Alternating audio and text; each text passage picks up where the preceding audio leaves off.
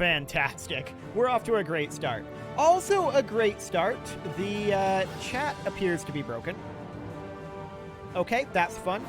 I was working before I started the stream, so I'm not entirely sure why it's not here right now. I just need to... No. Okay. Well, that's broken for the moment. We can jump over to, like, here. It kind of works, but it's in the wrong spot. So, well, that's also a little bit brighter. Is that because... Wacky. Okay, I know what the problem is. I absolutely know what the problem is. I don't have this set up correctly. I am absolutely great at this. There we go. Now the chat is quasi-correct, but the display capture is going to be a little bit less bright, but that's to be expected right now. I don't have that properly dialed in for the HDR yet, but it's getting there. It's getting there. Another DLC I'll have to wait for the Humble Bundle for. Fair enough. There's a lot of DLCs for this particular game. So let's hop over to the display capture here real quick, and let's go through what exactly is in this. Let me get the chat out of here for the moment so that that's not covering this. But let's take a quick look here at what the new features are. This is version 1.34 Sweden, and it is nicknamed Sweden for good, not overpowered at all reasons. That's suspicious. Extremely suspicious. Okay, let's see what we've got here. So these are the paid expansion features here. They've implemented mission trees for the following nations: Lithuania, Danzig, which apparently has... It shares a mission tree with the Prussian path of the Teutonic Order. Gotland, Poland, Commonwealth, Scandinavia, Riga, Livonian Order, Teutonic Order, Norway, Denmark, Sweden, with, I can't help but notice, the most number of missions out of any of them, and Finland. Also, 15 new unique government reforms for the Scandinavian and Baltic countries. 5 new unique estate privileges for the Scandinavian and Baltic countries, plus a set of 5 starting privileges for the Livonian Order, Livonian bishoprics. 2 special units, Caroleans, I'm gonna go with, and Winged Hussars. I'm surprised we didn't already have Winged Hussars, to be honest. But okay. 35 new unit sprites for 9 Scandinavian and Baltic countries, and 2 new music packs of 3 suns each.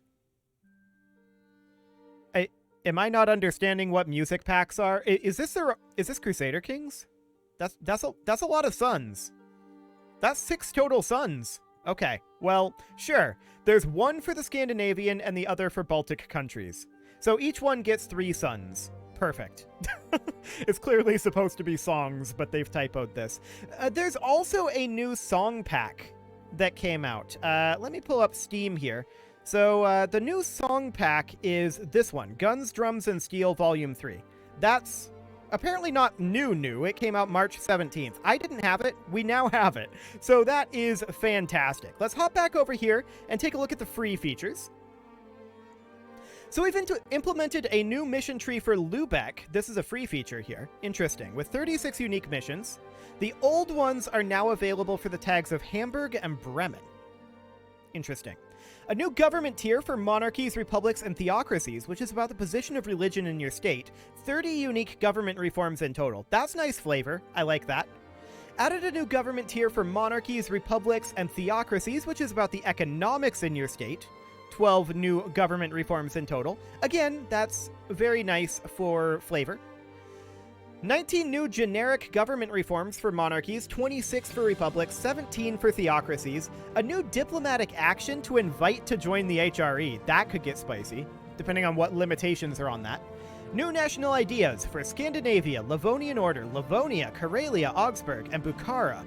Reworked and rebalanced the national ideas of Denmark, Venice, Teutonic Order, Estonia, and Jerusalem. Okay. Some of these areas are a bit further away. Did they add more songs from the best Sabaton album, Carolus Rex? I don't know. I kind of stay away from the Sabaton music because it's not licensed for streaming. So I can't use the Sabaton music for my episodes or my streams, unfortunately. It is sad, but...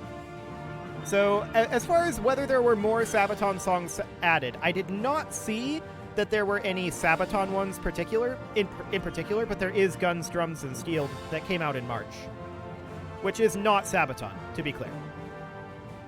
They added 8 new monuments. Apparently monuments. Okay, we're going with it. They added 8 new monuments for the Leviathan DLC. The Fallon Copper Mine, replacing the previous province modifier for Leviathan orders.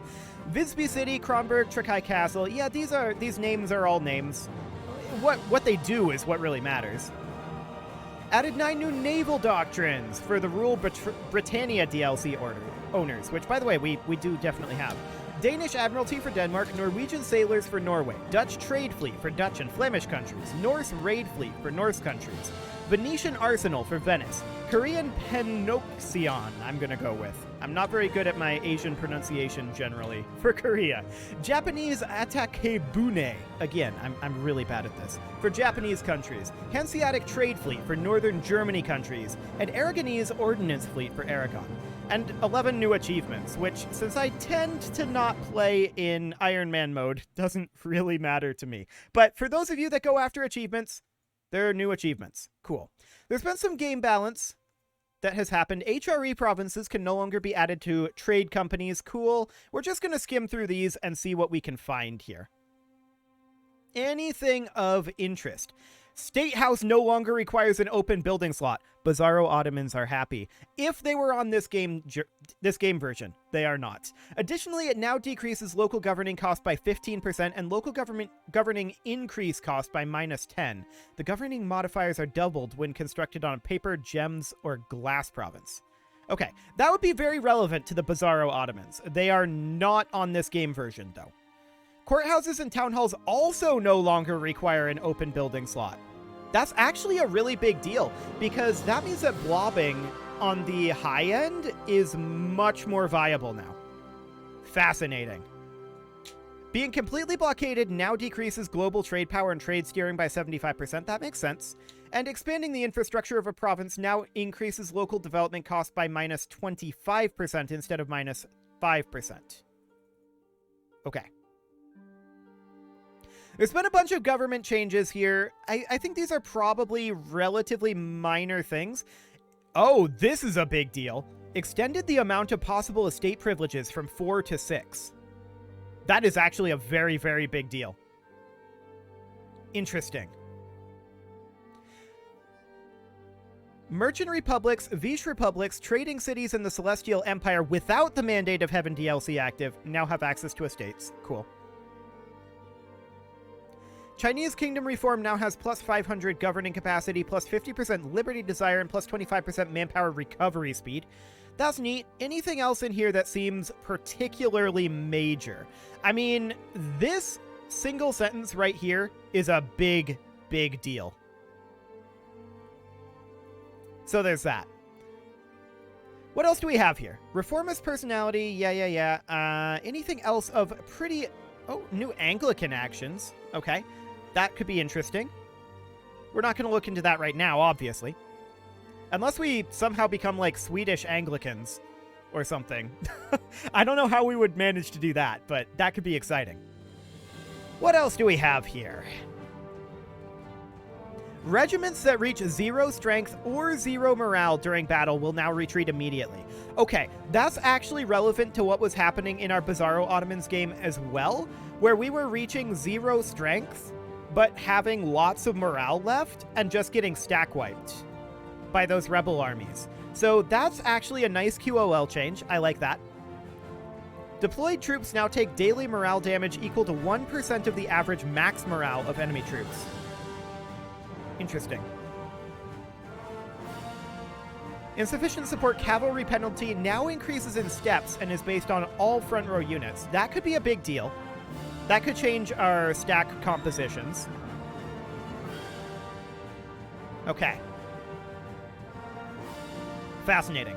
Rebalanced artillery pips to be more tactically interesting and contribute less to prolonged battles. I wonder what that means. We'll have to look into that. Forced tributary CBs prevent the attacker from taking provinces without making the country a tributary. Okay, cool. Anything else super major here? Not really that I'm seeing. There probably are a few things. Playing on very easy now gives plus 50% production efficiency and plus 60 yearly tax income, so you can actually utilize the increased land force limit. I mean, I don't play on very easy, so that's probably good for people who are new to the game, but not very relevant here, so cool. Okay, and then a bunch of AI changes and interface changes. We're not too interested in all of these, in all honesty. So from here, let's go ahead and hop back over to the game capture and turn, not you. There we go. Turn the chat back on. We could think about moving that chat. I'm not 100% sure on that chat's location here. We'll see. We'll see. But we're going to hop into the single player here and see how some of these changes feel.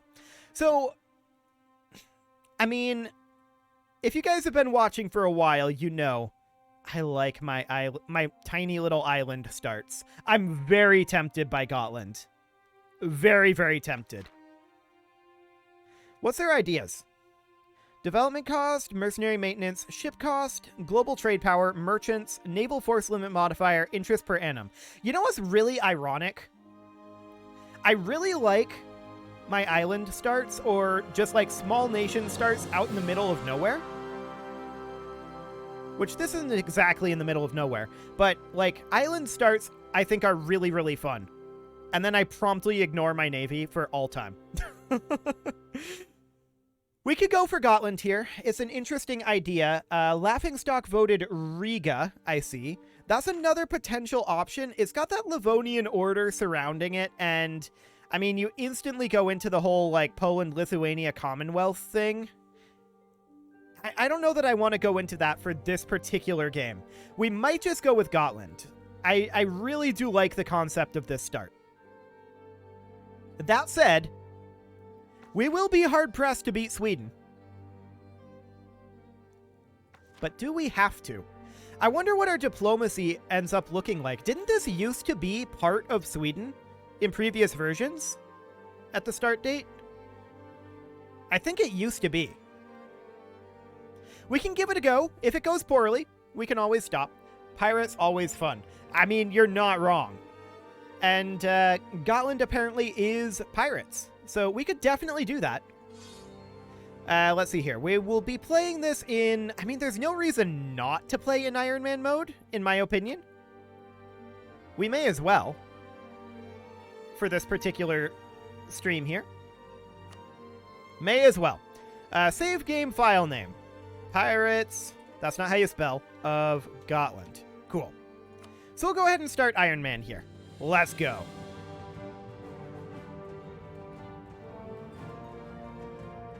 Okay, eventually it will load in. And I want to take a look at what our diplomatic state is here, but we should definitely read through this here. Gotland is an island in the middle of the Baltic Sea, which grew prosperous thanks to the port of Visby, a commercial center for the region. Its commercial laws set a standard for most of the Baltic ports and ships, and its famous walls protected the city from its enemies. However, it was conquered in 1361 by Denmark, and was also looted by the Victual Brothers, famous Baltic pirates, and by the Teutonic Order. In 1411, King Eric of Pomerania, ruler of the Kalmar Union, began fortifying the castle of Visborg on the island, where he would eventually settle after being deposed in 1439. This situation puts the King Eric into challenges, but also opportunities. The new Archking of Denmark, Christopher III, desires to reconquer the island of Gotland as a way to improve his situation in the always difficult Union. At the same time that King Eric also wishes to recover the old crown from him. However, a new path could be open for him, strengthening his navy and refocusing the country back on commercial activities, or even more dubious ones. I think that's supposed to be a U there. They've written dubious? Is that a word? Hang on, I need to check this. Define dubious. Did you mean define dubious? Okay, yes, I believe that's a typo. Or even more dubious ones, following the example of the Victual Brothers, since some have started calling him Eric the Pirate. Cool. So let's take a look at our religion here. We are Catholic. This is pretty standard stuff. We are a monarchy at the duchy level. Cool. And yeah, Europe is home to the HRE, blah, blah, blah. HRE is going to HRE. Okay. The claims of Eric Griff. So, this is our Duke, right here. He was once the King of Denmark, and leader of the Kalmar Union. However, the war against the Hansa in 1435 and the Engelbrecht Rebellion made him vulnerable to the Danish and Swedish nobility. Eventually, he was deposed and has been replaced by his nephew Christoph III von Wittelsbach. Despite being deposed, he undoubtedly has a valid claim on the throne of the Kalmar Union, though. The question is if the people of Gotland want to support him in his ambition to reclaim what has been taken from him. Do we stand behind Eric, King of the Kalmar Union? That unlocks some monarchy missions for us, which will allow us to form Denmark. Denmark is already here. Form Denmark. It explicitly says that. So that's one option, and we would gain a stability from that. The other option is Eric is nobody's king. At best, he's the mayor of Gotland. Unlocks the Republican, or piratical missions for Gotland, depending on the choice in the following event. The event the fate of the Republic of Gotland happens, we change to a republic, and the government rank duchy gives no benefits, blah blah blah. So it kind of sounds like you guys want to see pirates, and I do think I need to move the chat box here a little bit. Give me one moment here. Let's just bring this over about... That's about right. About 100 pixels. Cool. So we'll do that. Fantastic. And I think we're going to go for pirates. Sounds like that's what you guys want. So let's do it. Eric is nobody's king. The island of Gotland sustained itself through fishing and trade for centuries, with the latter becoming a more and more important part of its existence. However, the arrival of former King Eric Griff changed things up for the Gutnish population. He ruled over the island not as a king, but as a pirate, and ensured that the sailors of the Baltic Sea shall never forget his name. Compared to the tedium of normal life, the excitement of privateering seems curiously appealing to many. However, a non-insignificant amount of Gotland's people prefer the safer and more lawful ways of making a living. The Republic of Gotland is at a crossroads, both ways promising great wealth, and a future in history books like none others. I feel like others shouldn't be plural here, but okay. But which way, or rather which fate, shall this island grab for itself? So we can either go the Republic route, or the pirate route. Like I said, we're going to become the pirate route. We obtain new missions. We get the Pirate Republic Tier 1 government reform. We can't form trade leagues, but we do get 3 factions: the Buccaneers, the Smugglers, and the Captains. Term duration is 4. It prohibits switching government type. And new rulers become admirals. We cannot become a dictatorship, but this does give us 50% naval force limit, -1 yearly Republican tradition, which is fair enough. May raid coasts, including coasts of countries with the same religion. I don't actually know how the raiding mechanic in Europa works. We'll have to look into that. Chance to capture enemy ships, +33%. That's really good. Maximum absolutism, +10. All good. Marines force limit, +50%. So is that just like our standard force limit? That's our land force limit. Is the Marines a special mechanic for this? We'll see. State's governing cost, +75%. So it's going to be a lot harder to blob, and that's okay. And we get 3 galleys and 3 barks. Fantastic. Is this a new series? No, this is a stream to take a look at the new expansion of Europa, which our current Europa series is on the previous version and will not be taking any of this into account. Okay, so we're going to become pirates. Cool. The Buccaneers have gained a dominant position in our country. This will mean a change of policies, -5% to national tax, +20% to the sailor recovery speed, and +1 to the yearly Republican tradition. Okay, so we offset that Republican tradition. Yeah. All good. So let's take a look at our estates here. We have our standard estates, clergy, nobility, quartermaster. So we have our government reform here. We're the Pirate Republic, sure. But where do we see our pirate factions at? That is a question, for sure. Okay, so we definitely need to work our way down some of these trees, right? Step 1 would be to have a navy at least 100% of the force limit, having a naval force limit of at least 20, and having at least 6 light ships. What is our naval force limit? 19. Well, that's not too bad. We're losing money right now, which is exciting. Probably because of our sheer number of ships here. What is our ship composition? 584. Okay. Good to know. What are our other missions here? Gotlander privateers have at least 15 trade power in the northern Baltic Sea. At least 20. All provinces. Oh, we need to have at least 20 provinces in this region. In these 4 regions.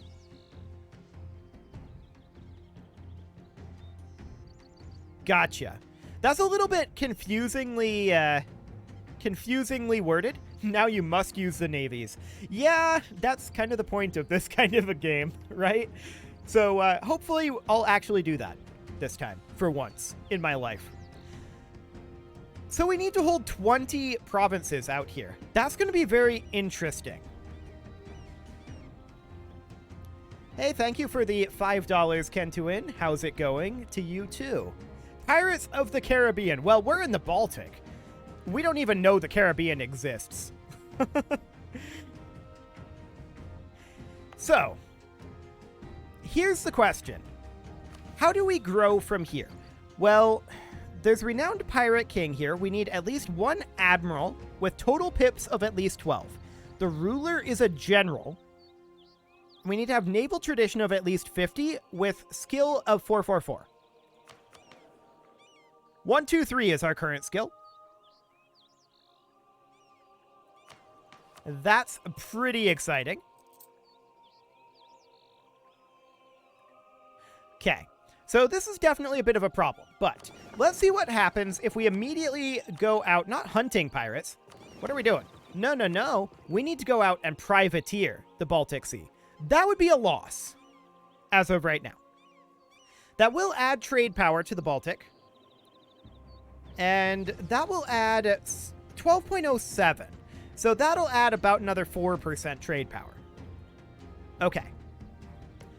Sweden is hostile to us.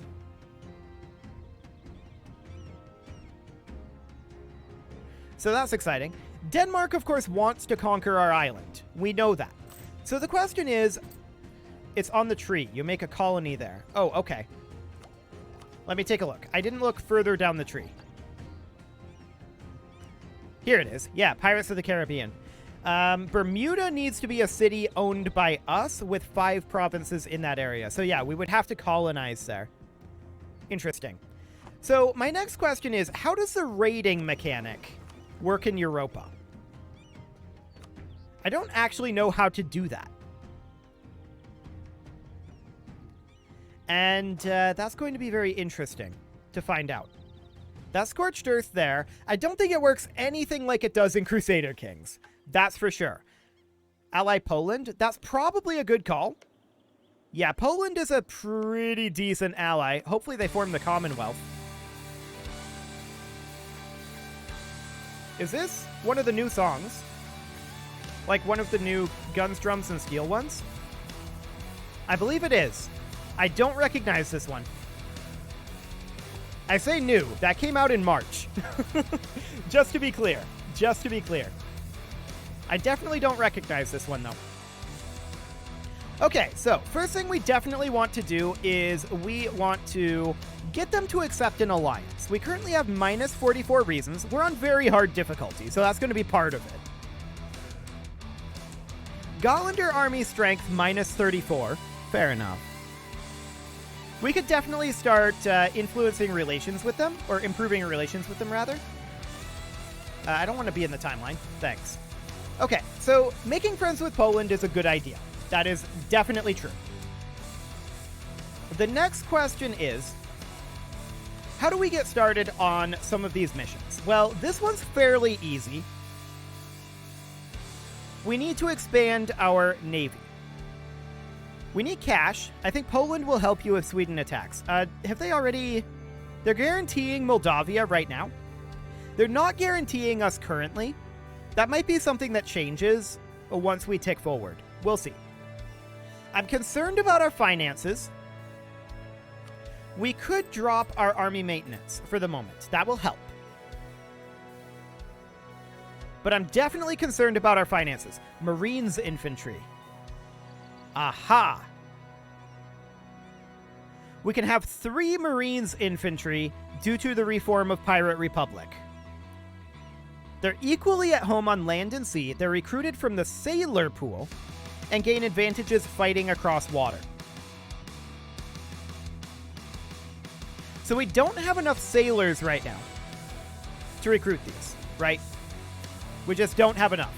And we're not going to for a long time. We have 600 sailors right now. We gain 6 per month. We need 1,000 to recruit one of those. And we can recruit up to 3,000 of them. That Marines mechanic is very interesting. A lot of times I find that the sailor pool is kind of wasted. Maybe it's because I ignore my navies. But I find that that's kind of wasted. I like that. What are we at technologically? 333? Okay. Nothing shocking there. Let's take a quick look at Sweden. 18k. Poland 33. Denmark 21. Norway 12. Okay. Just looking around over here a little bit. Cool. So we're currently positive in our income. I'm surprised about that.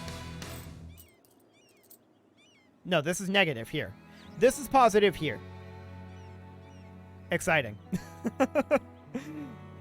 Sure. Well, we know for a fact that we need 2 more barks, right? No, 3 more barks. That's going to be somewhat expensive. I'm wondering if we need to have... Are we going to get events if we take forward here? I'm wondering. Because I'm not seeing obvious routes forward. We need to deal with multiple issues here. So let's see if we get any events here on, like, the first month tick. Urbino is the seat of a new cardinal. Cool.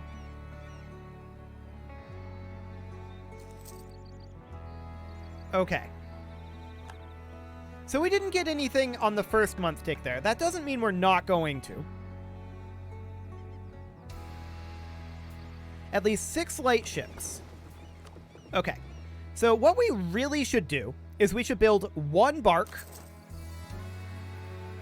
and then multiple galleys here. Specifically 2 galleys.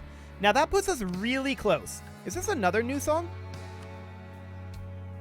Overseas. I don't recognize this one either. Cool. So we'll get those queued up. I do think for the moment, since piracy is actually a net negative for us... Oh, hello. I had a slight connection drop, it looks like, but it looks like we've recovered. I'll keep an eye on that, but hopefully we're okay. Let's drop down our fleet maintenance for the moment. I don't like doing that. But we do need to get this mission completed. What do we get for completing this mission? Privateer efficiency, and we get permanent claims. So that definitely seems like a good thing to start with. Basically our only real option there. Okay. A saint has performed a miracle, and we can gain a new stability here, or 20 papal influence. Do we care about the papal influence right now? Let's see here. Where do we see our papal influence again? Here it is. Okay. Yeah, I don't think we care about that right now. We're going to take the stability. Thank you very much. This seems like a very tall series. It would be. Yeah, I think so. Although, that said, these are definitely encouraging us to go somewhat wide. It would be kind of similar, I think, to the Crusader Kings Raiders of Man series. If I was planning to take this one to completion, which, for the record, I'm not. Okay. So we're currently slightly negative in our treasury. But that's probably okay for the moment. The most important thing right now is to get this fleet done. And that will take some time. We need to get a bark, and we need to get 2 galleys. Hey, Poland, what are you thinking these days? They have too many diplomatic relations. Well, that's unhelpful, Poland. What about Lithuania? A little rough. Sure. Well, let's take a look around here and see who else might be a decent ally. The real question is, do we actually think that Denmark is going to attack us? They might. But that might also cause some events to pop. I don't know. Obviously, I've never played as Gotland before, so we'll just have to see how it goes.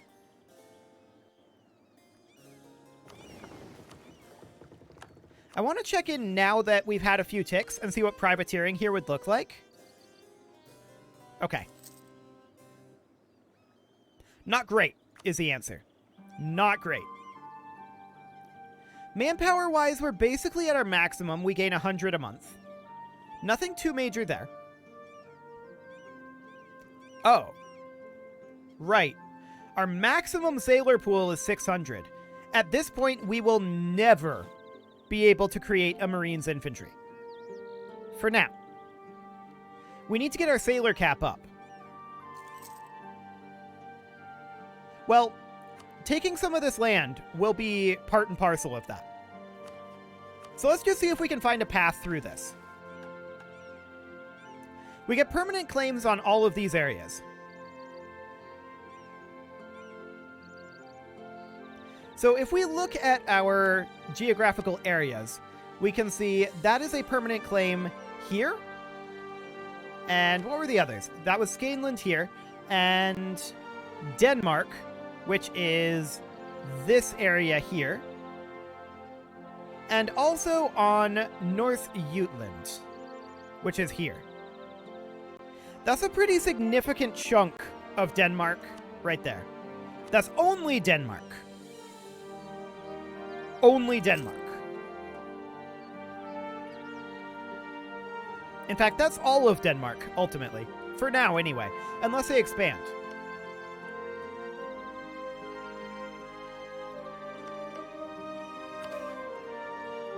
I mean, we can't support Sweden's independence because they're hostile to us. They wouldn't accept it right now. There's a new election in the Pirate Republic. Eric has died. A brutal and untimely end. So we could go with an up-and-coming pirate, 411, 141, or 114.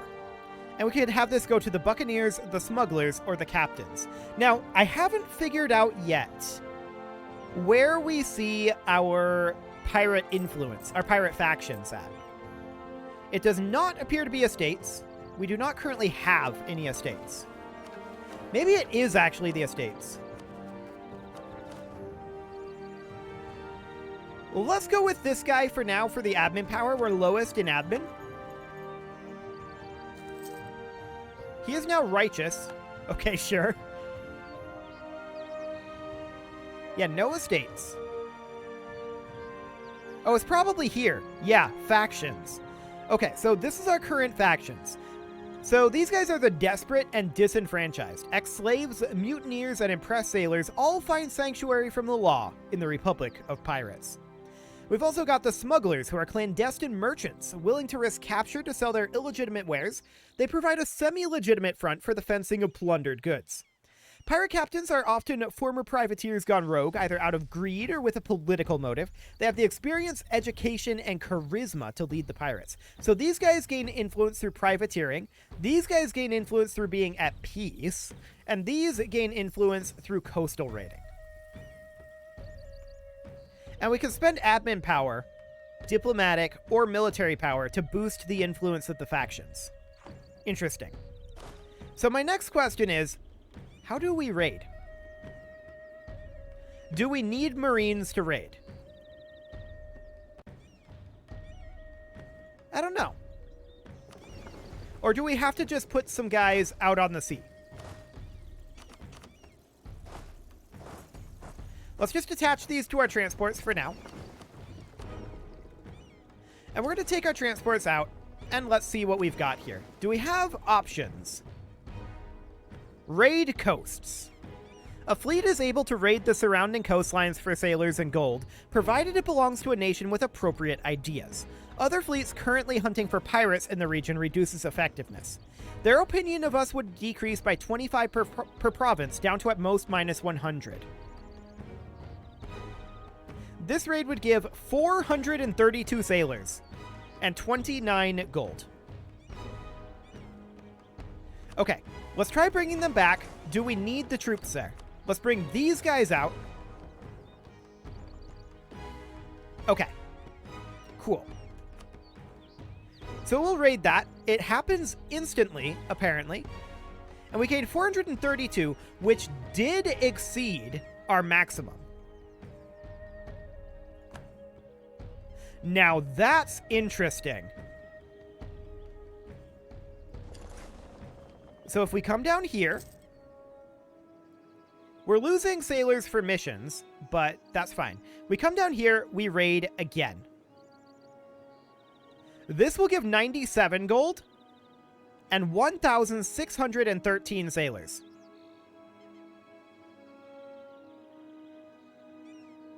That's a lot.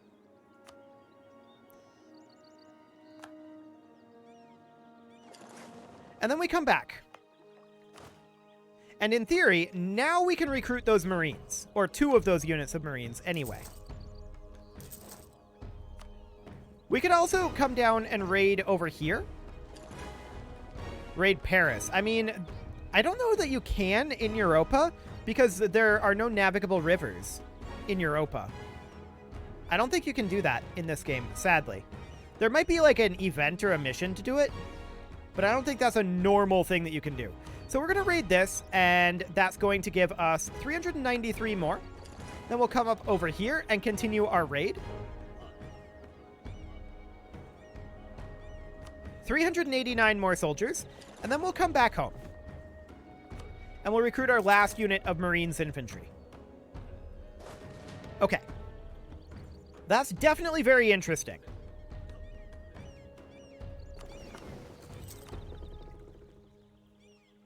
Okay, Austria is trying to rein in Italian states. Good luck. And everyone up here is going to be very angry at us for the raiding. But Lithuania and Poland are both landlocked. So it's a potential option. For sure.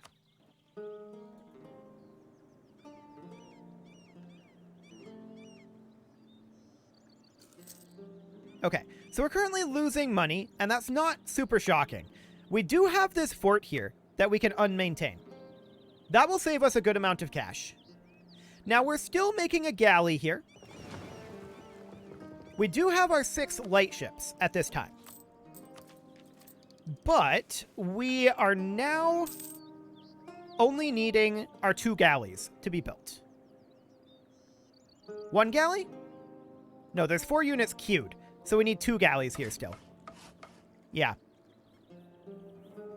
Okay. So that's okay for the moment. My question is, what is the cooldown on this raid? September 1455. That's a pretty long cooldown.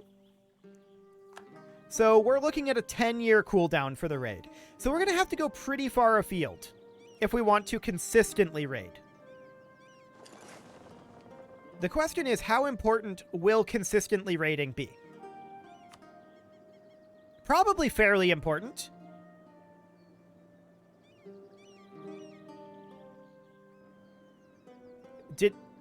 Okay. Good job, Poland. Good job. Sometimes, Poland. Well, that's completely fine. We don't actually... Okay, Denmark declared on us, citing reconquest. The question is, are we currently capable of winning this? Let's think about that. I want to check their ledger. Navy. So they've got 15 transports, but they're 5 and 16 on light ships and galleys. So they have a lot more galleys than we do, for sure. The manpower alone seems nice and the gold for expenses. Yeah, I'm not sure what to do necessarily about Denmark declaring a war when you're not able to make friends with Poland. Hypothetically, would England have done this before? No, they would not. Because we're threatened by Denmark, right? So the question is, who are Denmark's rivals? Scotland, Poland, Burgundy. They're also enemies with England, Scotland, and Burgundy. So those are people that we maybe could have looked to. I'm wondering if this is winnable, though.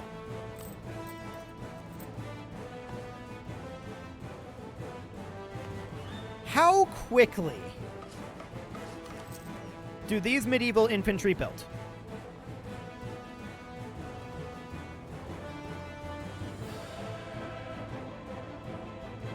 Okay, right. Sweden would be in this as well because they are under the personal union. So we may have already lost here. Who is Poland allied to? Maybe ally them. Denmark. And the Ottomans. And the Teutonic Order. None of which are options for us. Obviously, we're at war with Denmark right now. So we may have to restart this here. You could always attack Riga or Livonia. Attacking people is not going to help us. We need to be able to survive Denmark and take over some of their stuff. So the question is, how quickly can we field these medieval infantry? We can definitely make quicker moves than we did previously. I'm just wondering how long it will take Denmark to get here right now. Is loot determined by development? I don't actually know. I'm not sure what loot is calculated with. We can look into that. I think that we are going to reset Kentuin. I think that will definitely be a thing that we'll do here, most likely. I want to see how likely it is that we're able to actually hold this. Okay, they're coming in with a 12k stack before we regenerate. It's pretty over. I want to see how badly we lose, though. It's going to be pretty badly. So we can't make our ruler be a leader, apparently. That's interesting. We'll recruit a general for now, but we're going to lose here.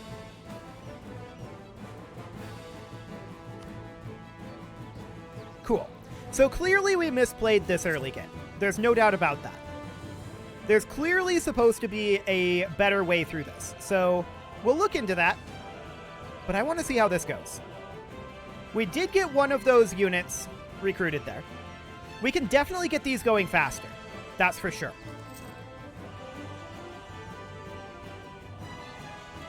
It is taking them a very long time to get here. Fort is down. It automatically comes back up when war is declared on you. So no worries there. But we're still going to lose here. There's no doubt about it. I'm quite certain of this. So prevention of this war might be the key. Yeah. I mean, this was fully expected. Okay, so let's hop back to the main menu here and let's try this again. So the real question is, how do we prevent that war? Because I don't feel like that's under any optimal circumstances going, well, unless you roll just ludicrously uncontrollably well in the battle, right? I don't feel like that's going to be a winnable war. So preventing the war needs to be what we look at doing. One thing we could try to do is improve relations with Denmark right away. So we're going to restart this real quick. And we'll go ahead and play this. We may as well go Iron Man again. And we're just going to overwrite the existing one. Next time, don't raid all your powerful neighbors. Honestly, Denmark was going to declare that war anyway, is the thing. Like, if we look at... And we wanted to go pirates. Okay.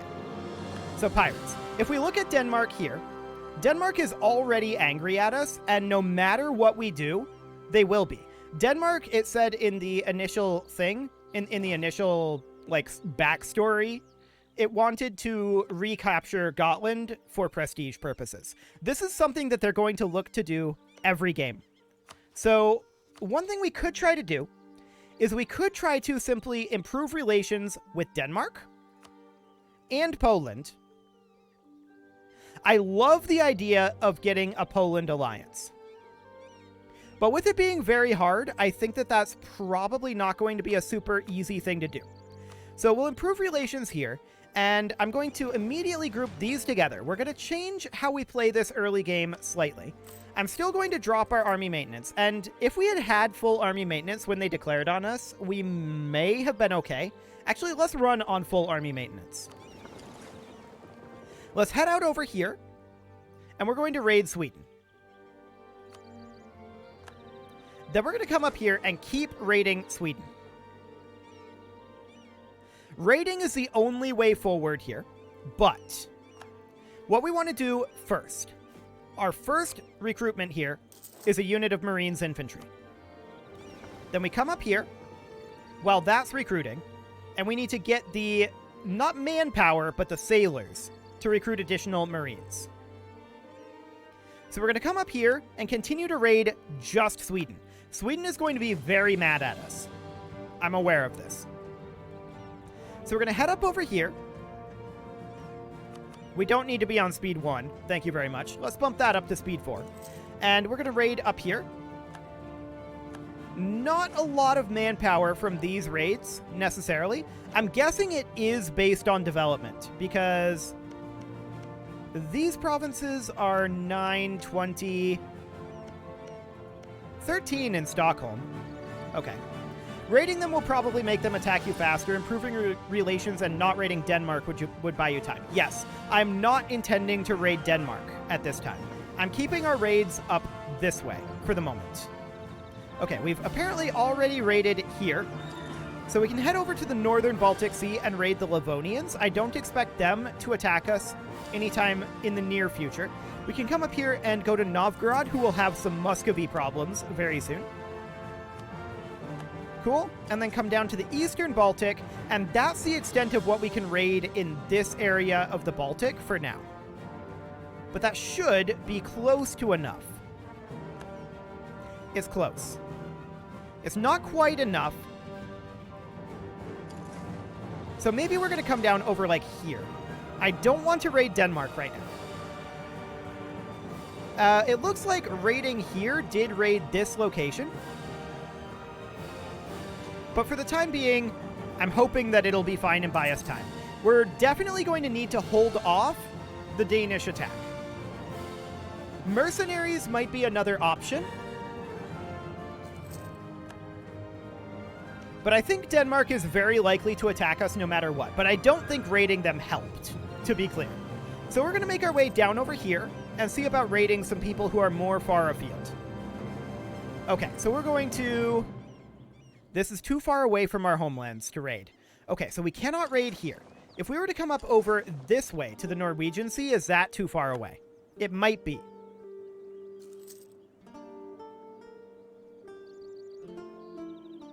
It is. Okay. For the time being, we'll head home. So Sweden's very angry at us. Sweden might attack us too. That's something to consider. But for the time being, we will get all of these guys moved together. Now, okay, so these are the Marine regiments here. Gotcha. At least raiding vassals doesn't seem to harm opinion. It doesn't harm opinion with the Overlord. It absolutely harms opinion with the vassals. No doubt about that. I do think that we should try to build... Oh, we are at our force limit right now. I was going to say that we could build more infantry. Hello, Shadow Wolf. We could build more infantry to try to fend off the Danish attack and try to provoke it. It's an option, but I don't think it's a great option. I do want to get that bark and 2 galleys built. We spent a lot of our building time last time doing that, though. We're actually quite a bit more powerful at this point, now that we have those Marine regiments. Do we have access to mercs at this point? We do.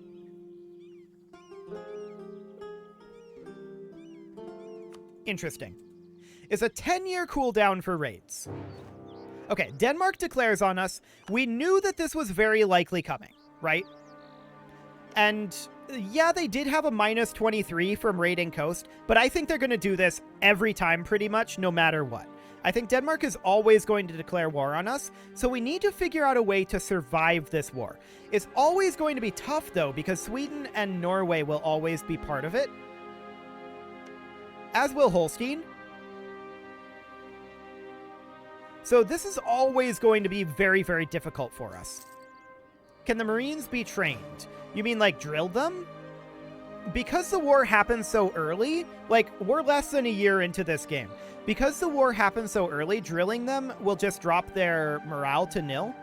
And they're not going to get much. And we're not going to be able to get their morale back up, is the problem there. It does take them quite a while to get here. I do think hiring the free company here is not a bad idea. The question is, that goes into our build queue. We only have the one province to start with. This is a tough start. There's no doubt about that. The free company would need to be here. And then we'd need to re-queue like that. Okay. So they're on their way in. We bring in the free company. It was maybe a little bit late, but it's going to take them a long time to get here. Wait a second. They decided not to invade when the Marines showed up. Or not Marines, when the Mercs showed up. Now that's interesting.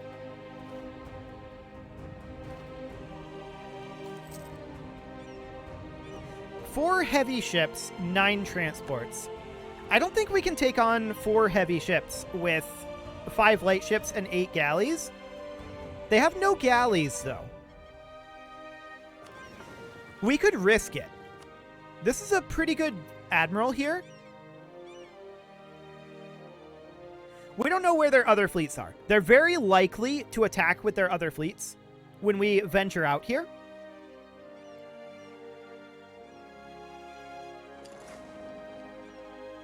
But if we can capture some of their heavy ships, which keep in mind, we have a plus 33% chance to capture. The question is, does our galley 100% damage bonus overcome their heavy ships? And do they come in with reinforcements? I bet they do. They've got these ships right here. Yeah, they join in. And we're going to have to get out of there. So that didn't go well. I'm not surprised about that. However, if they're not willing to attack us,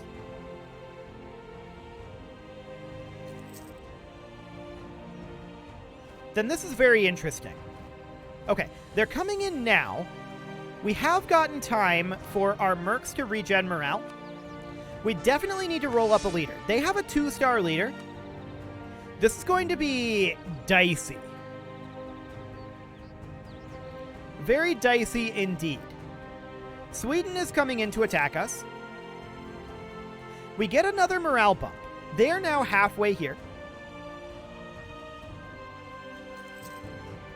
We get another morale bump, and they are losing troops due to attrition. Yikes. They have 3 cavalry regiments. That's some heavy shock pips, or rather heavy shock damage. Okay, so how do we survive this war is the question. Obviously, that's not the way to survive that war. Obviously. So, let's see how it goes if we refuse to raid. We still become pirates, but we do not raid them. When do they declare? I'm pretty sure they still declare pretty early on. So for this particular attempt here, all I'm looking to do is tick forward at a relatively high speed. Should keep rolling leaders, since if you lose this war, it's game over. Yeah, absolutely, it's going to be game over there.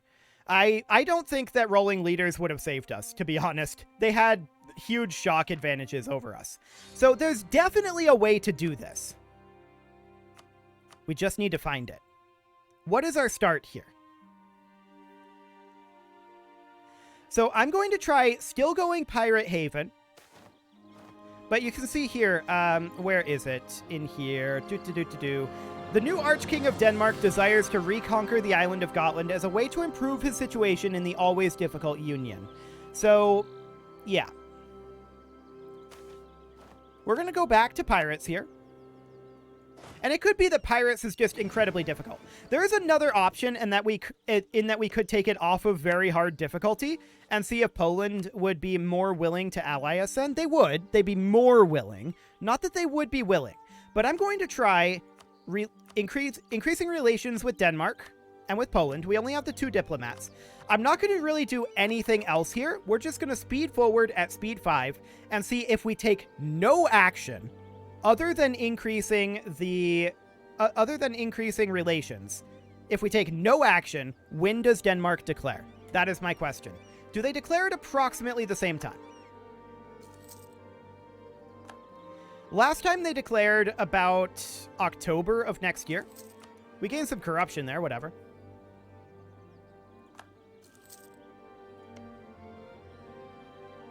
So we're not raiding here. We clearly need to be powerful enough to withstand Denmark if we want to raid.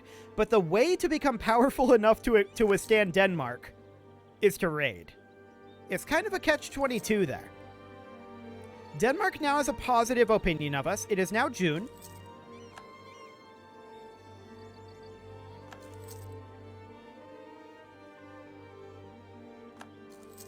Okay.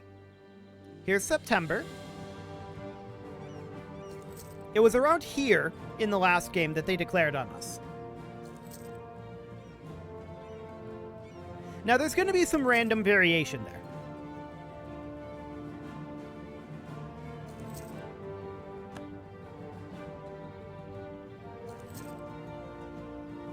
Interesting. So our improved relations are heavily outweighing the wancier provinces at this point.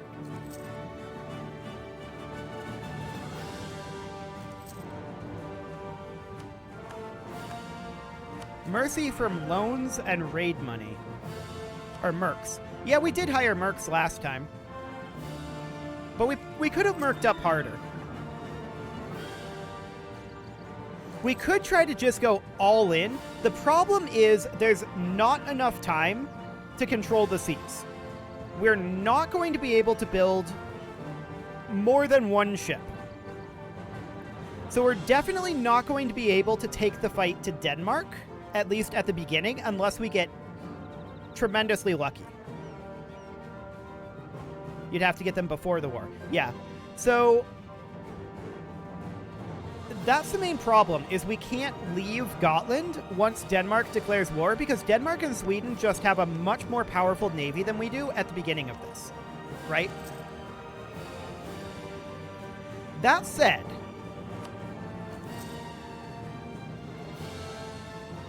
this isn't going to happen.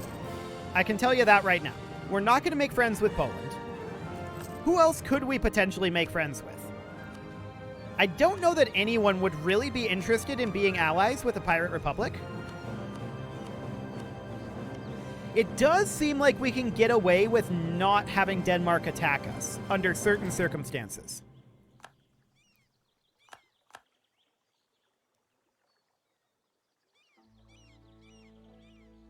Can't understand how Sweden and Denmark are allies. They are not allies.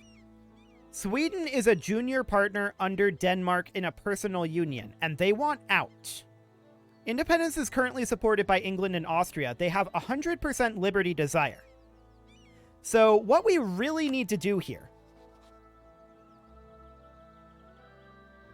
is survive, and we're going to restart this. I just wanted to see how plausible this was. They would not currently accept this because they're hostile to us. Okay, I have a plan. I have a plan. Let's do this. Here's what we're going to do. Right away in the game, in the beginning of the game, we are going to do the following. We are going to get rid, or we're going to improve relations with Denmark and Sweden. Then, we are going to, once those reach maximum, we're not going to raid at the beginning. We are going to wait until Sweden declares independence from Denmark. Oops, I just continued the game. I am dumb. Would it be faster to Alt F4 at this point? I kind of doubt it. I don't want to continue it. I want to start a new game. Okay, let's try this again. He did have a plan. That is true. I'm not going to say that this plan is going to work, but it's a viable plan.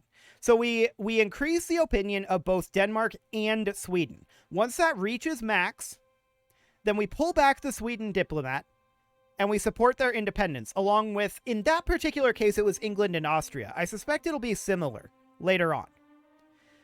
And then, that'll pull us into a war with Denmark, but with Sweden on our side. And from there, we can hopefully do what we're going to do. Now, we could bring this off of very hard if we wanted to. Game options is what we'd need. No, options here. We could take this off of very hard if we wanted to, but I kind of don't want to. So we're just going to do this as is. Let's go. That's the plan here. It's going to be a slow start, but we're going to be able to accelerate it rapidly once we actually have some stuff here. So we're going to grab that. We're going to start Iron Man, and we're going to work towards our navies. Did I change it to normal? I thought I left it at very hard. Let me check that. Pirates. Okay. Alliance actions. Yeah, we're on very hard. Cool. Okay. So we're going to combine those together. The next thing I want to do is I want to get another unit of Latin Knights and a medieval infantry unit. Then we're going to go talk to Denmark, and we are going to improve relations with Denmark. Then we're going to go to Sweden, improve relations with Sweden. Now, if we look at Sweden, Sweden is at 42.8%. Cool. So Sweden, they will eventually increase that as they get support from Denmark's enemies like England, Austria, people like that. That's what we're looking for. So we need to be very cautious here. We are building a unit of cavalry as well as a unit of infantry here. And we're going to be concerned about our cash right now. I'm going to turn off the maintenance of our capital fort. That will bring us positive in cash for the moment. We can also, in theory, look for a mission that we can do here that is not raiding. Privateering Novgorod is almost good. But no, that doesn't actually help us right now. Okay. We're still negative in cash. I was expecting that to bring us positive. Oh, right. It saved us 0.5. Fair enough. So let's turn our army maintenance down. We're now barely positive. But once we get that cavalry unit done, that'll probably, yeah, that'll go back negative. That's not shocking. We also got corruption, which is very unfortunate. Yeah, we're an embezzler. Very, very rude. We're going to root out a tiny amount here. Like that. Not okay with it, but it's fine. Okay, how's Sweden doing? 44.5. No one's supporting it just yet. Okay. Sounds good. So we're up to 7K here. The next thing that we need is galleys. But we also need cash. We're going to drop our fleet maintenance for the moment so that we're positive. Becoming an embezzler was actually extremely unlucky there. Extremely unlucky. But we need to work towards this. That's definitely something that we need. I wouldn't necessarily mind debasing our currency once. Oh, that would only get us 5? That's gross. That's nothing. I'm not going to bother with that. Okay. How are we looking up here? 43%. Spyros 112. Your name does sound vaguely familiar. But, I'm sorry. That's all the more I've got.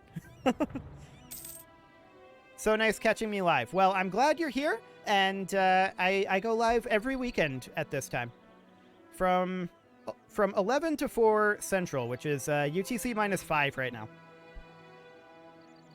Cool. So the real question is, does Denmark still decide to attack us? I think that they don't this time.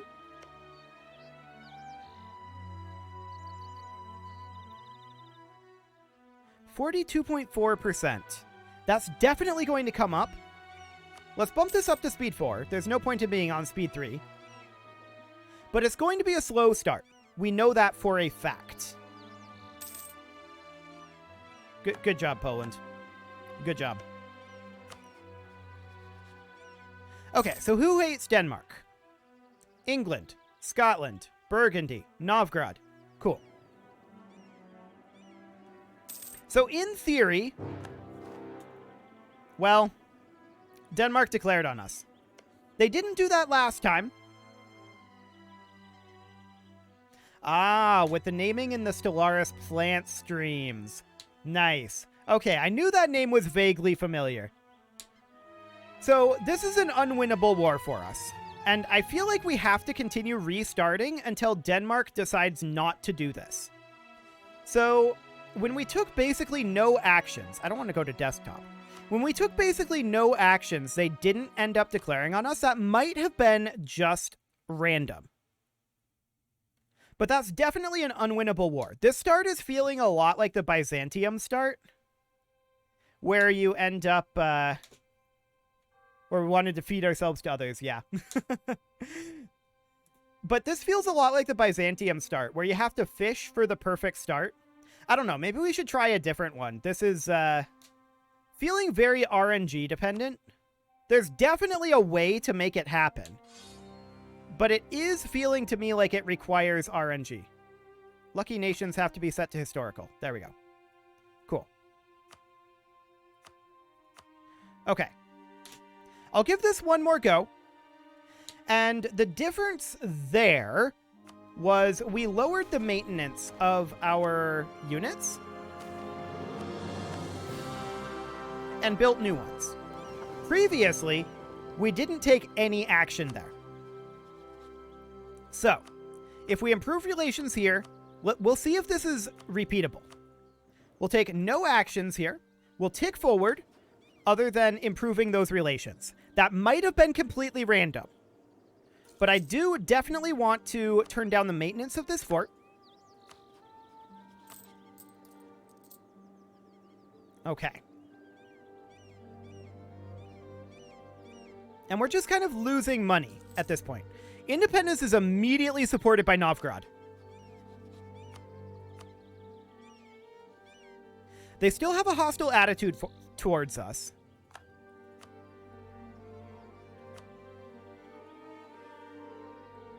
We can't bump our opinion to friendly. Not until we reach 50. I wonder if this is what kept Denmark from declaring on us previously. It might be. Sweden did have 100% liberty desire there, so that might be what you have to roll up in that initial month tick, or day tick even. Interesting. What do you want to do with this run? Right now, survive. Ultimately, we're mostly just checking out some of the new stuff, is what we're mostly doing for right now. This isn't intended to go, like, super long term. Okay, so Sweden could present their demands at basically any time here. I didn't see. Did Poland choose the Commonwealth that time? They kind of haven't been this entire time. Okay, our opinion with Sweden is going to bump up to 50 soon. Yeah, we're going to be able to do that in a couple of months here. We are losing money every month here, so this is definitely a rough start. There's no doubt about that. Okay, now we're able to switch over to friendly.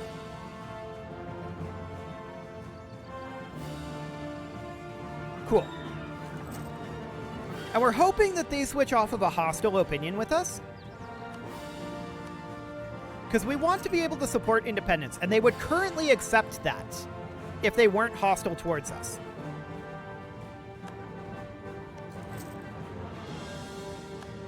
Okay. We'll see if they come off of that opinion. And we'll see if Denmark declares on us, but with Sweden being super rebellious, I doubt they will. Norway is not rebellious, but Sweden is. Okay.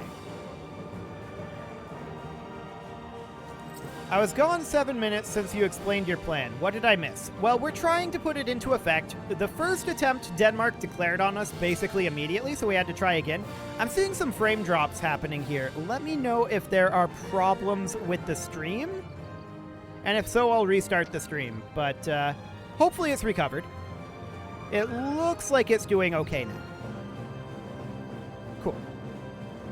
Oh, maybe not now. It's just kind of seesawing all over. Fantastic. Thanks, Internet. Well, hopefully it's not too bad. So, Sweden is still hostile towards us. We definitely want to support their independence. And all we need is them to switch off of hostile. But will they do it?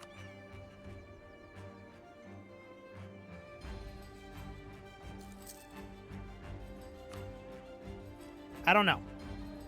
Denmark is really weak. That's for sure. Both of them together are the problem. We could probably fight one or the other. But both of them together are definitely a problem. Yeah, if this doesn't work out, I will try a different start. We'll see. It should be... I think this one might work, though.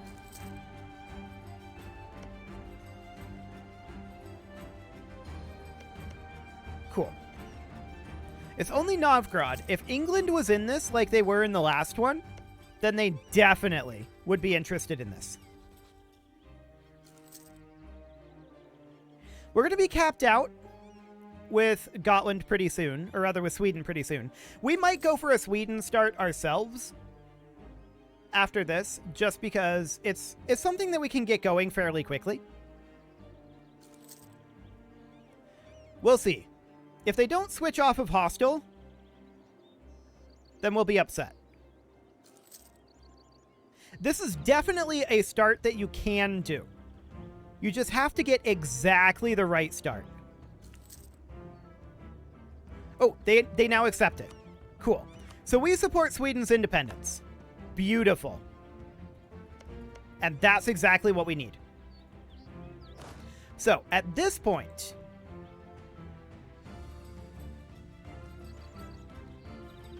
now we're kind of waiting for Sweden to get around to declaring their independence. But Sweden is now disloyal, which means that Sweden won't help Denmark.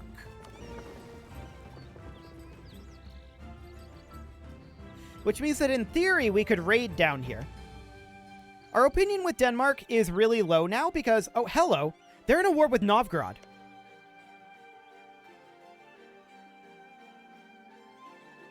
That's weird. Novgorod is being wrecked by Muscovy right now, so we don't really expect anything particularly good there. But...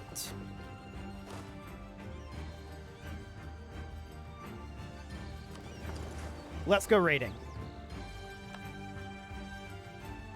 So, we're going to raid down here. We're going to raid over here. Cool. We'll maintain our Swedish diplomat for the moment. I would rather not raid very much of Sweden if we can help it.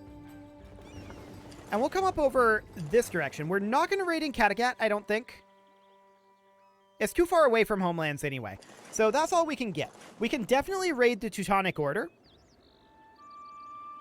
And I would definitely like to get our Marines infantry queued up here. So we'll get that underway. Cool. And that's all we can raid for the time being. So Denmark's really angry at us because we raided them. But we're going to keep an eye on what they actually have here. And we're recruiting up our medieval infantry. I don't think Sweden is capable of declaring their independence while they are in this war with Novgorod. But Sweden will not participate in Denmark's wars. That's important to note here. The next thing that we need is we need a bark and 2 galleys. Okay, we're going to go for this guy. Getting a 444 ruler for our mission here is going to be very interesting. Or at least 12... Oh, an admiral with 12 pips. Right. But our ruler would have to have diplomatic, admin, and military skill of at least 4. So I don't know how that would end up happening. But we need to get our ships done here as soon as we can. So we're going to be over our naval cap here. I'm aware of that. And we're going to get our ships going. Cool. One thing we could do is increase our military power here. What is our actual land force limit? It is actually 7. Okay. And this is actually 19. If we increased our diplomatic power here, that would be land and naval force limit. So if we were to do something kind of like that, 19, yeah, so that got us 0.2 and 0.2. So that's kind of what we expected, but not exactly. That'll get us 0.4, 0.6, 0.8, plus 1. So that gets us to 21 because it has that 50% bonus, but to 8 land force limit. So that'll be a lot better there. That'll also make us some money. I don't want to spend more on that if we can help it. We're going to need the tech, but that'll do for now. How's Denmark doing? They're winning against Novgorod. That is fully expected. 100% expected. Cool. We don't have a valid reason to attack them at this time, but our bark is going to be done soon.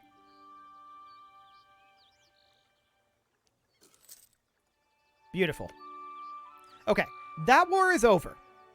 Sweden is still not very likely to... Well, Sweden might declare this eventually. For a different start, how about Sweden in the Great Northern War? Yeah, I was planning on playing Sweden if we end up restarting this again. I just want to see how far we can get here with this particular strategy. This seems like it's the way to do it. I'm pretty sure that this one's the way to do it. Unfortunately, Sweden can't ally us because they're a vassal under Denmark. They would ally us, however, after that's over.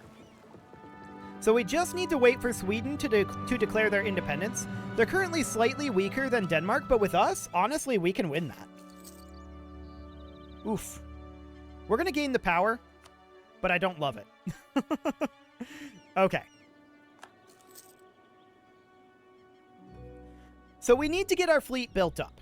That is a high priority here, of course. That'll be put to sea in October. Okay. Can we see in here? Okay, raided coast, November 1457. We can see without our ships being there when we can raid next. That's good. We definitely want to continue to raid this area here. We do not want to raid Sweden. We could raid the Gulf of Riga, actually. We didn't do that previously. But the Livonian Order is a little bit upset. Sure. Okay. So there's a galley done. 5 July 1450. So about 7 months until we get our next galley done.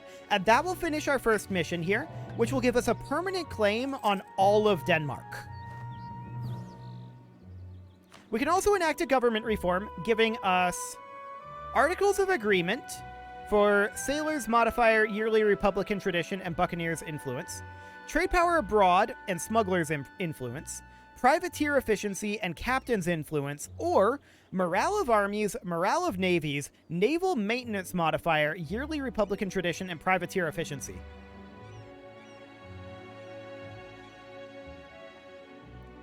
I see. Every non-Pirate Republic ally will break their alliance with Gotland. So we are not allowed to have allies if we go this route.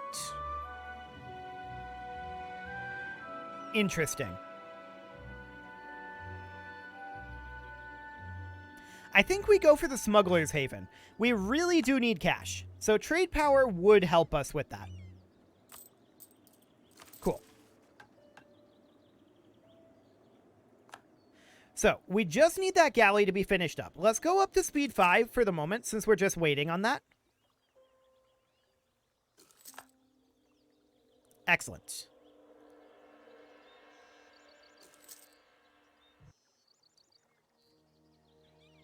Okay, so that'll be done very shortly here. Denmark should be declaring on us soon, except for this. They don't have Sweden on their side. We're going to bump down to speed 4 again because our galley will be finishing up. Excellent. Okay, so next. We know that it's a maximum of losing 100 opinion, right? So Sweden would still be at plus 55 if we were to raid them. Sure. Oh, we need total navy size at least 100% of the force limit. So we need another galley here. Galleys are by far the best ship for us at this moment. Hey, Harley. We are attempting to survive as a pirate republic. It's not gone well the last bunch of times, but I think we have a good strategy here going. As long as Sweden actually pulls the trigger on this Liberty Desire. Hopefully they do. They're only at 12k, but we can win that easily. Very easily. Save game first. This is Iron Man. Iron Man mode. We could make a save, I suppose, and like force quit the game, but I don't think that's worthwhile. Okay, so we're going to get our mission done here in about 100 days. That's fantastic. We can also get a Naval Doctrine. I don't think we should do this right now. That's too expensive for the moment. We need cash. In order to get cash, we need to become Denmark, pretty much. The Renaissance now exists. That's fine. Whatever. Is that spreading in our territory? We could check on that. Sure, it is. Okay. No problem whatsoever there.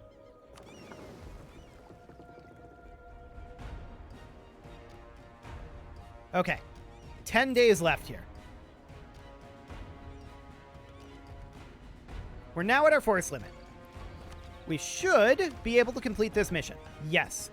That will give us plus 30% privateer efficiency and minus 10% naval maintenance modifier, and a permanent claim on everything within Denmark. Beautiful.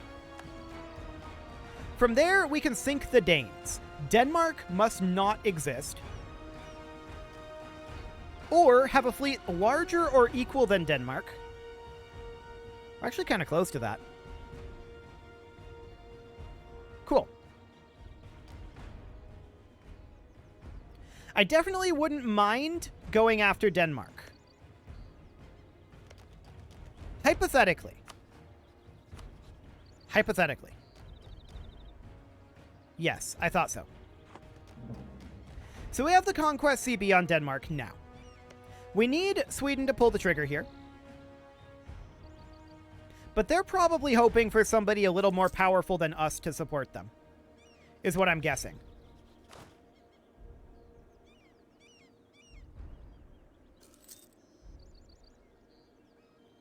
We'll see.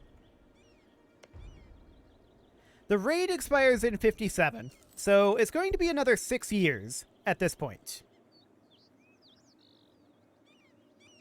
Another 6 years.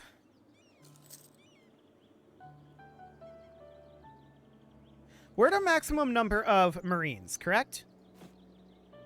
Oh, we can have one more unit of Marines. That will put us over our land force limit. Is that acceptable? Likely.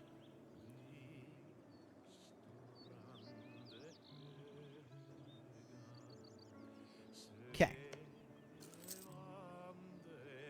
So they're not declaring on us. They might eventually. Austria just declared on Burgundy. I'd really like to see, like, England increase trading. There's not really much trading that we can do, in all honesty. We can see if privateering is now valid, though, now that we've gotten a 33% increase to its efficiency. Nope. Cool. So we're still going to need to raid. What we really need to do is break out of here.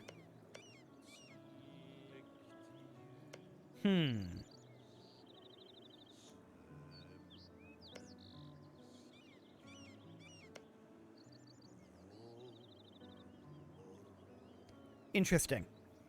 Denmark is the obvious choice. Teutonic Order and East Frisia, huh? Teutonic Order is somewhat strong. We could work towards building tall here. How much more land force do we need for that? 0.8. Okay. No, I don't want to exploit development. No, no, no, no, no. Stop that. How are we doing? We need 2 more? Okay. We've now got 30 development on our capital. So that's the thing. That will help quite a bit. Let's see what happens on the month tick. Better. Not perfect, but better. We could lower maintenance. In the past, that's been a trigger for Denmark to declare war on us. I don't like waiting for Sweden to pull the trigger here. I think the reason that Sweden has not is because of the Teutonic Order. East Frisia is how strong? Oh, we need to keep this guy here, right? To get 12 pips in total. Done. Okay, so where is East Frisia? That's these guys here. They have 5k. So they're not relevant. The only ones who are relevant here are the Teutonic Order and Denmark. We could take a look at our merchants here. This is our default merchant setup here. I mean, we have no available merchants right now. We're currently steering trade up this direction and then collecting at our main trade port here and steering trade this direction. I think that's completely valid. I think the setup is completely valid. Nothing really to be changed there.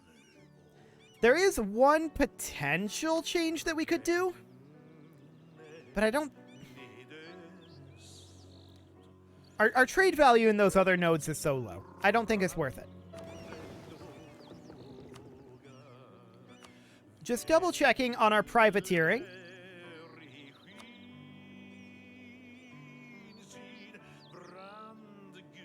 Yeah, that's not going to be great. So I think we just leave them in port and drop the maintenance for the moment.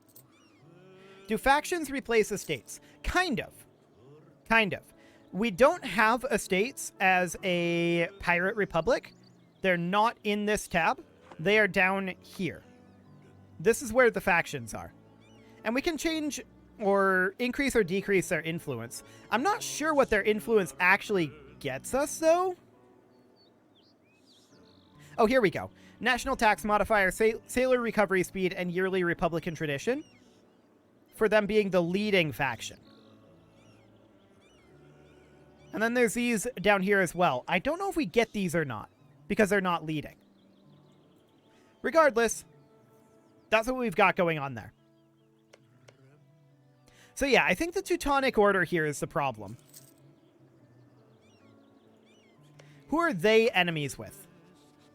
Brandenburg, Saxony, Bohemia. Okay. But none of those guys are actually bordering them. And that's a little bit unfortunate for us. Okay.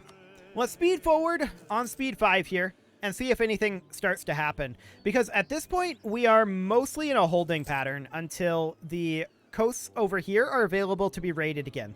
I still don't want to raid Sweden because we need a friend. We need some form of a friend.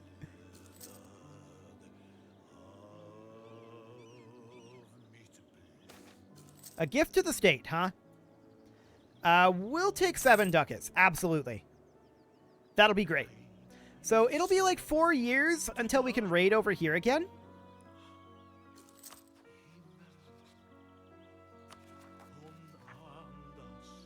Okay. We could also think about... Oh, we don't have buildings that we can build, right? We don't have the tech.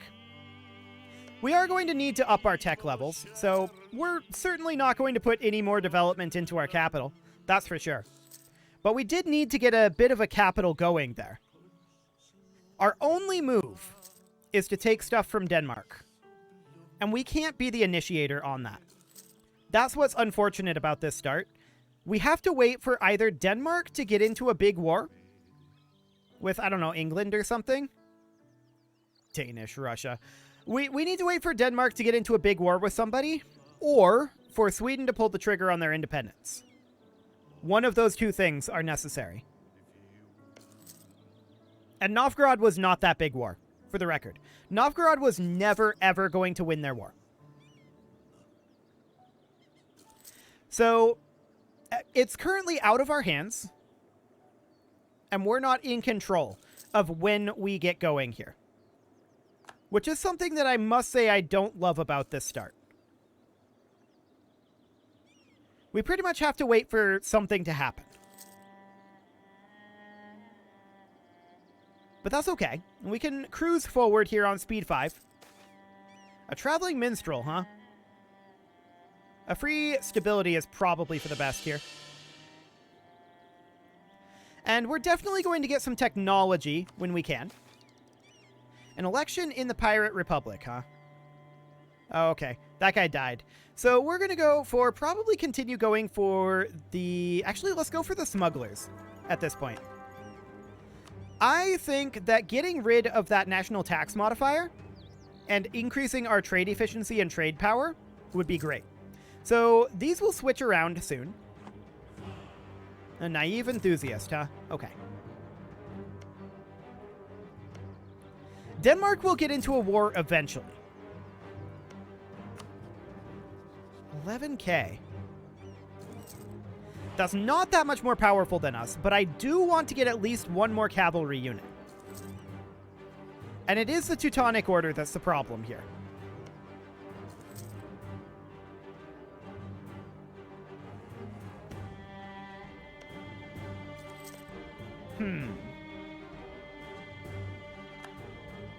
Denmark, Livonian Order, and Stettin.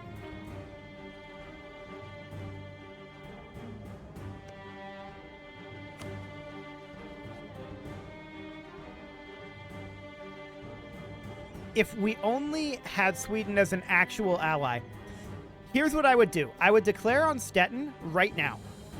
Well, I'd fabricate a claim on them, and then I'd declare on Stettin. And that would pull the Teutonic Order into the war. We would use our ally to defeat the Teutonic Order, break their alliance with Denmark, and then attack Denmark. That's what we would do. We're not powerful enough to take on the Teutonic Order, though. At least I don't think we are. I'm pretty sure we're not. And that would not call in the Livonian Order as long as we don't co-belligerent them. That would be the overall idea there. That said, this would bring in Lüneburg and Magdeburg. Do we care about Lüneburg and Magdeburg? I mean, this is Lüneburg here. Not really. And this is Magdeburg here. Not really. Neither of them are all that relevant, especially if we had an ally strong enough to take on the Teutonic Order. We don't have that, though.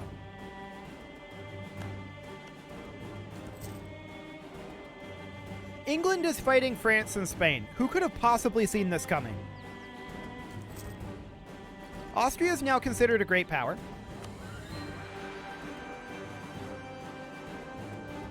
I would love to make friends with Austria,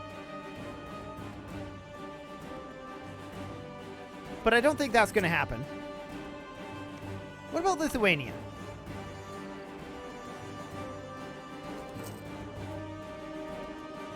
That's kind of close, but I don't think we can quite get there. The captains took over, apparently. Cool. Well, we're going to have to head out and raid soon enough.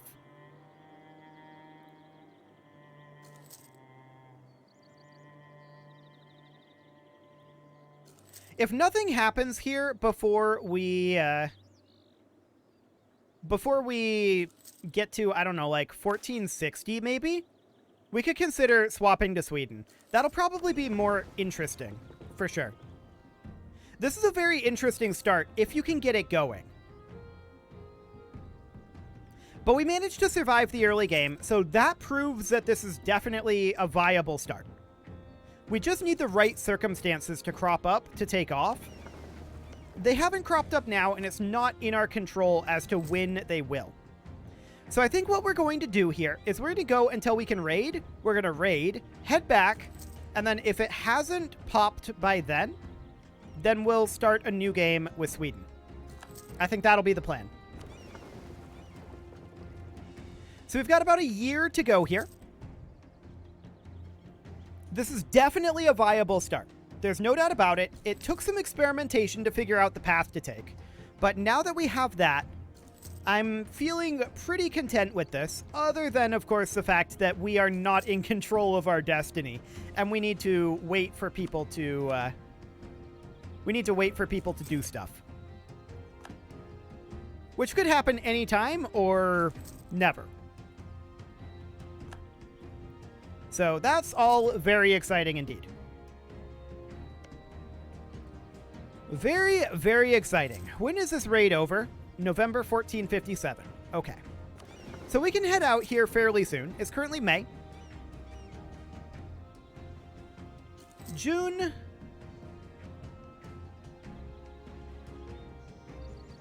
July. Let's start heading out. And we're going to head over here first.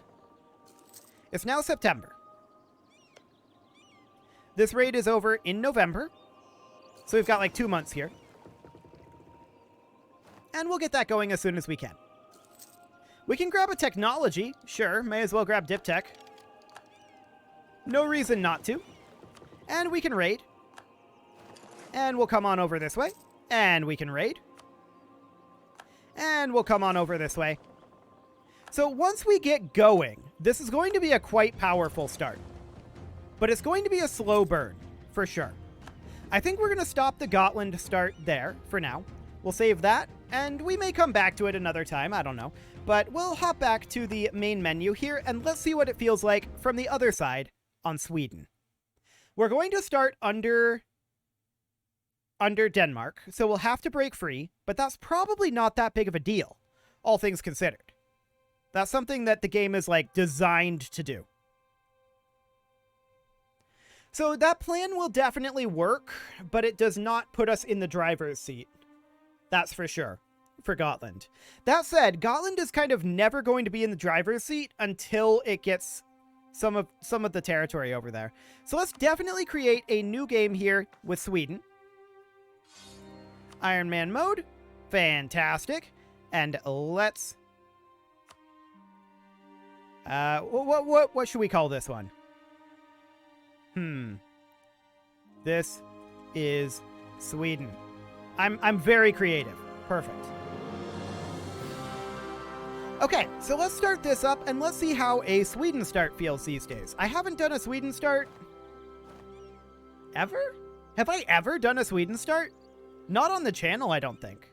Anyway, we've got the von Wittelsbach dynasty of Sweden.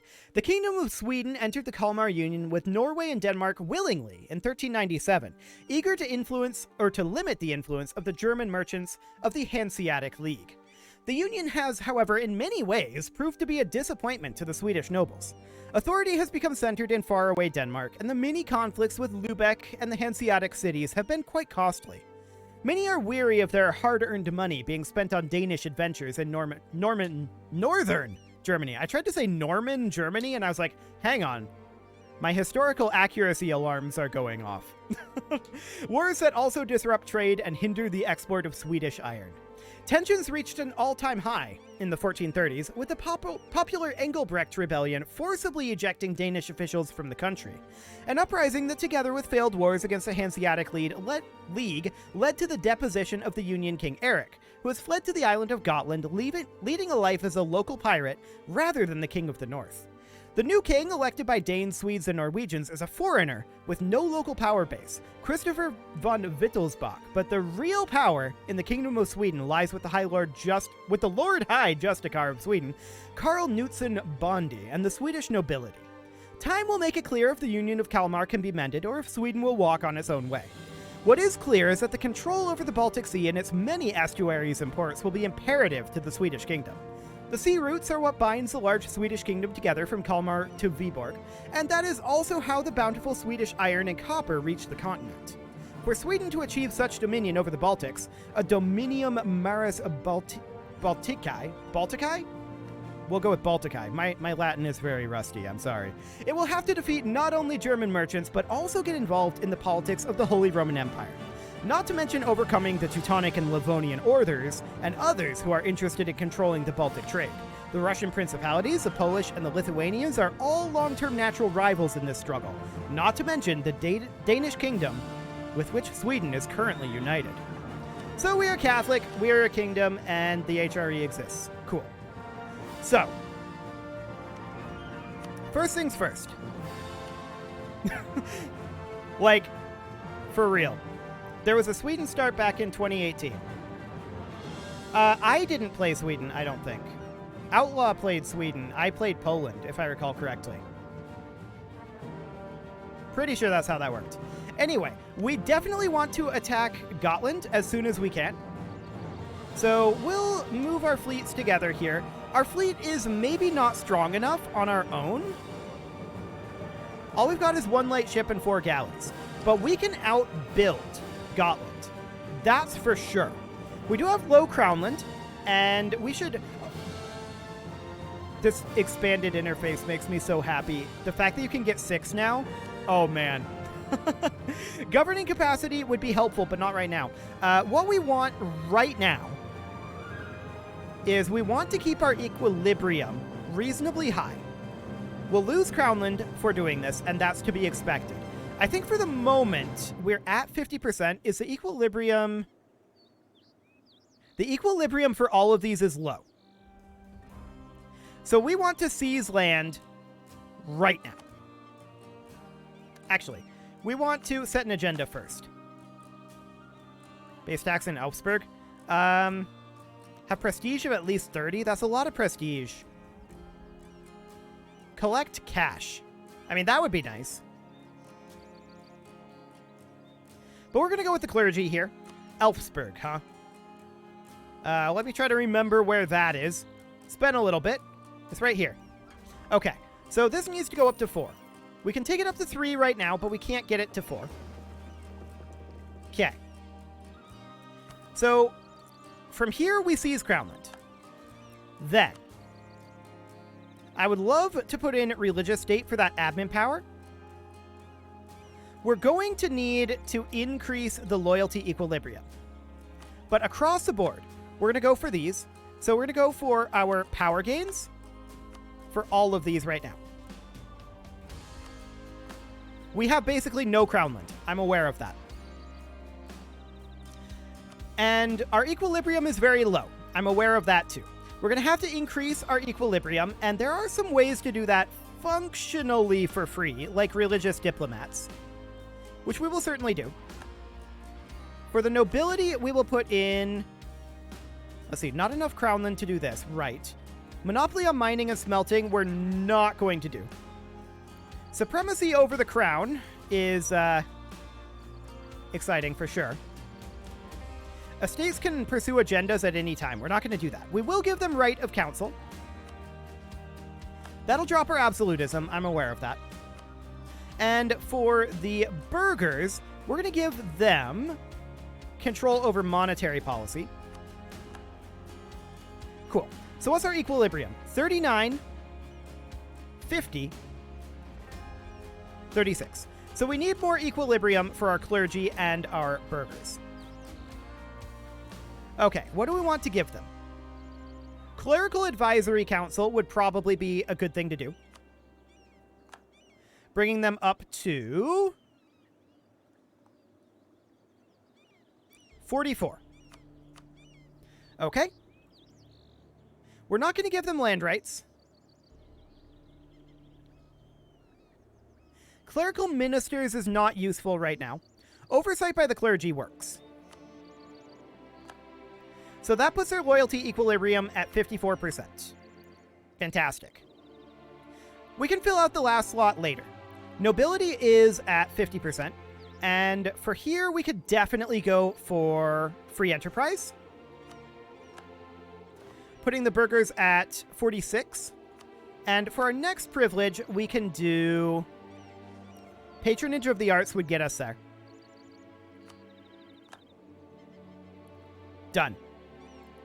We fulfilled the mission, actually. Support from the estates. Fantastic.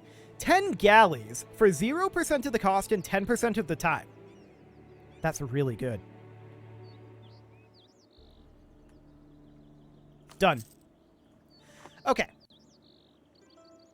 So we got our 10 galleys building somewhere. They're all building in Vasterbotten, but they will be done there very, very quickly.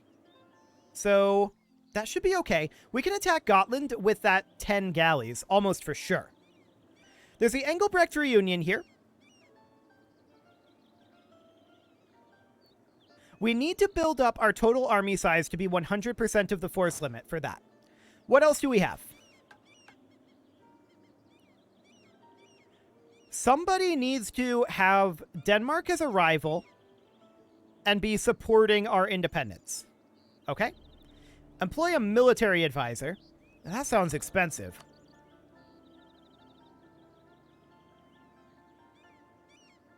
We could go for, like, morale of armies. That'll cost us a ducat a month. But we can definitely get that done, which will give us a new leader arises. Okay. The Crown Councils of Norway, Sweden, and Denmark met in 1397 in the city of Kalmar and decided to unite the three Scandinavian nations under a single monarch. This union of Kalmar may have been the largest state in Europe, but it was troubled from the start due to its loose organization and unbalancing Danish domination. Eventually, the desire for independence reached a new height when Christopher III got elected to the new Archking of the Kalmar Union and planned the execution of several Swedish nobles in Stockholm. Johan Kristersson Vasa, uncle of Karl. Wow, words are very difficult. Since when is it? Okay, never mind. Uncle of Karl Knutson of the Bondi dynasty, rallied the peasantry and noblemen, took over Engelbrecht's mantle as the leader of the new rebellion. Don't think you can attack Gotland as JP. We can see. We can see. Yeah, junior partners can't fight their own wars. That's fine. We can make our freedom from Denmark eventually. So we need to shop around for somebody to want to support us, and I want that to be England. We're going to be friendly to England. Cool. We still want the 10 galleys, even if we can't declare our own independent war. We would be able to beat Gotland, but we have to become independent first, so that is a good point. Speed 4 would help. Absolutely. And I also want to check here. We've got these forts that can definitely be mothballed. That's a capital fort, but it doesn't get mothballed. Okay, and these forts out here can be mothballed as well. That should save us enough money, pretty close to it, to be positive. I'm not sure after we get all of our ships built, but... Nobles are allying with the foreign power. Rude. Novgorod. Very rude indeed. Gotland raided us. I'm shocked. Absolutely shocked. And we have a new archqueen. Cool. Gotland raided us. I'm absolutely shocked. Can we raid? I don't think so. We lack the idea to raid. Okay. So it's an idea requirement. Sounds good. Cool.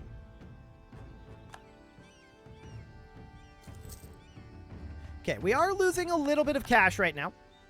And to counteract that, I do want to drop our fleet maintenance. We can drop our army maintenance too. We're not planning on fighting Denmark for a little bit yet. And Denmark will protect us if anyone attacks us, right? So that's all completely fine. I want to work up our number of Latin knights, for sure. We want to build up to the force limit as soon as we can. We also want to grab ourselves Crownland as soon as possible. And we'll be using our Crownland to max out our estates soon enough. How are we doing on governing cap? I don't think we're too concerned about governing cap right now. No, we're really not. We'll go after some of that stuff later on. But we do need Crownland. That's of top priority. We'll be able to do that in a couple years. Fantastic. Gotland raided us. I'm shocked. Absolutely stunned. Flabbergasted even. And we're going to continue to build up to the force limit, because that is something that we need to do in order to finish off this mission here. Or no, this mission here. But we need Liberty Desire at 100% as well. So what is our current Liberty Desire? Let's see here. 59.7. Okay. Looks good. So what can we do to increase our Liberty Desire? I think we can insult these guys. We could even scornful insult them if we wanted to. Yeah, that'll make their enemies like us more. Poland, England, Burgundy, Novgorod. Let's do it. That'll cost us 5 prestige, but that's fine. Your blood will make the soil I take from you all the richer. They've interpreted that as an insult somehow, but they appear to be quite upset. Cool. So now we are at 61% Liberty Desire. Beautiful. So we need to take all of these fleets up here, or all of these ships up here rather, and move them on down. Can we beat Denmark's fleet at this point?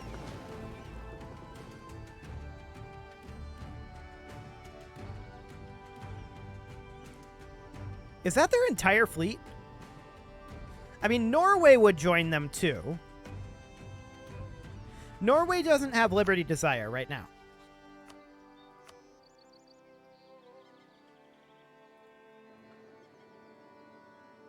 It would be close, I think. We definitely would want to build more galleys, but we are over our force limit right now. It would be dicey, I think, at this moment.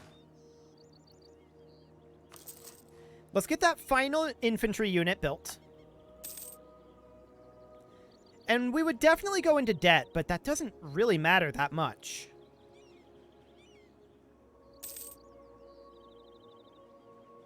Yeah. I think that doesn't matter that much.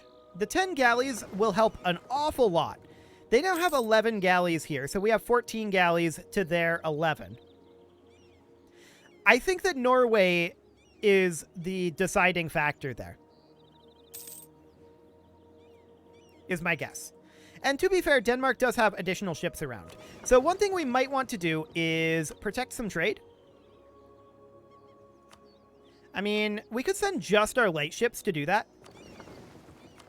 Or our light ship, singular. Yeah, go protect trade in Novgorod. Cool. Fantastic. So, England. They're fighting France. Who could have possibly seen that coming? What we want is we want them to support our independence. They wouldn't do that because they're currently at war, but once their war ends, they would actually be willing to. I don't want this to be a thing. We'll solve it ourselves. Okay. We will be able to seize land back, and we will definitely do so. Let's look at potentially Poland. They wouldn't support our independence. Who else's enemies over here? Novgorod? No, they're hostile towards us. Burgundy. Not currently. They cannot reach us. So we need England to finish their war. They're currently losing their war. Hilarious. Cessation of church functions, huh? We'll take the stability, thanks. That'll be fine. So our Liberty Desire is at 60 right now. Cool. Poland just continuing to not create the Commonwealth. I love it.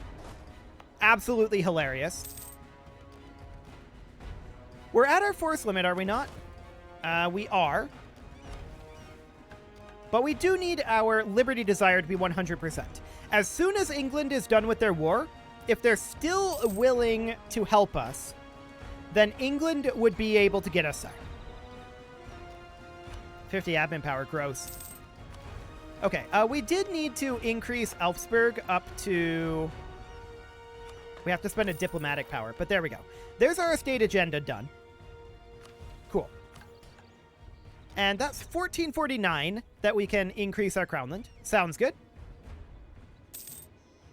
Come on, England. Just end your war already. You'll be fine.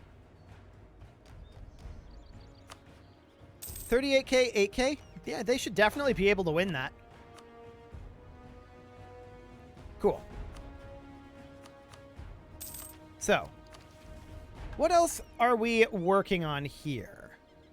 At least two. There's currently one known country that views Denmark as an enemy or rival and has opinion of at least 100. So, who views Denmark as an enemy? Poland. We're going to improve relations with Poland because that will allow us to finish up the Swedish allies here. Once our Liberty Desire reaches 100. No, only one of those have to be true. Technically, we don't need Poland for this at all. We need England out of their war. But they're losing their war, and maybe Poland would be willing to do this instead. Or maybe they'd both be willing. That would be nice. They can't reach us. Fair enough. Fair enough. Denmark just declared on Novgorod. While our light ship was here. That's very rude of you, Denmark. For the record, Denmark, we are not helping. We're disloyal. So we're turning all this down. We're getting rid of our maintenance. And you're on your own, Denmark. Have fun. So we're currently at 35 Liberty Desire, and that is because we are at war with Denmark. Or not at war with Denmark. We are in this war with Denmark. So that's fine. There is this out over here. We're going to leave this fort up, and Denmark can go deal with that. Have fun, Denmark. Yeah, we're at low maintenance. I'm well aware. That's completely fine. Cool. Oof, lose 50 dip power? Gross. Now, we could take territory out here, but we're not the war leader. We just want to break free from Denmark, and then we'll take what territory we desire. So that'll be absolutely fine. England's war will be over eventually, and, I mean, Denmark is attacking over here pretty heavily. Norway and Holstein are up here too. All looks good. Hopefully they'll fight these guys before they take over our province. But we're not going to make any action here. Why are you fighting their rebels? Why are you losing to their rebels? Okay. I guess that works. Oh, Denmark. Losing to Novgorod's level. Or rather, rebels. That's insane that they lost that. Okay, well, we definitely have Swedish allies good to go. Every rival will support the independence of Sweden.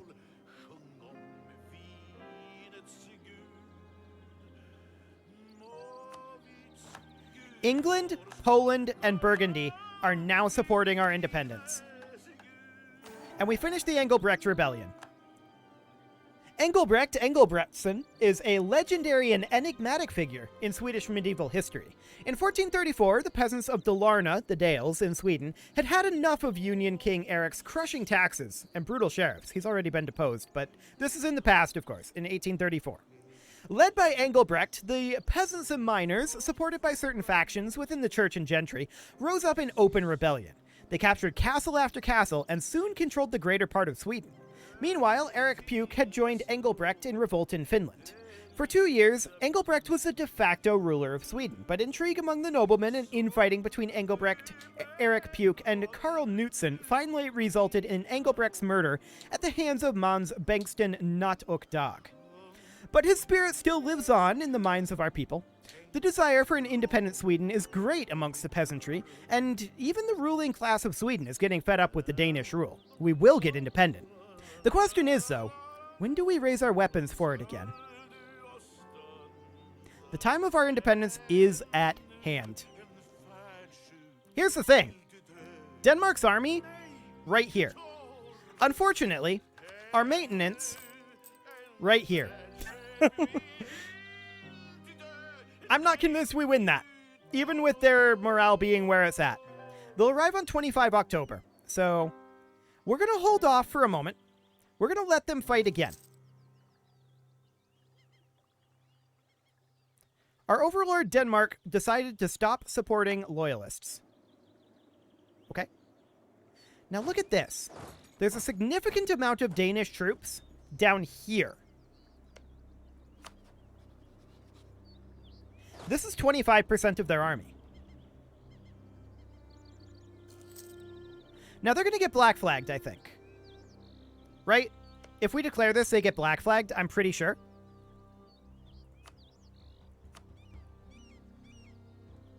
So England, Poland, Burgundy all come in. Now, England is at war right now. We should not expect very much help from them. Poland may or may not be able to get there. And Burgundy is, I think, not tremendously powerful.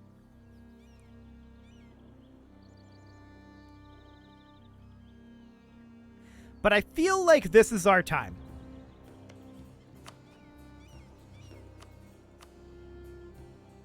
Let's see. England should eventually show up. Our personal union is dissolved. England, Poland, and Burgundy all allied us. These guys did not get black flagged, surprisingly. They will lose horribly. And we stack wiped multiple units there. Beautiful. So we're going to come down over here. Note that we're no longer at war with Novgorod. But Denmark is. We'll see what Denmark does. And we're going to head down. Lose the stability or government reform progress. That's gross. We're going to grab declare independence for our mission here.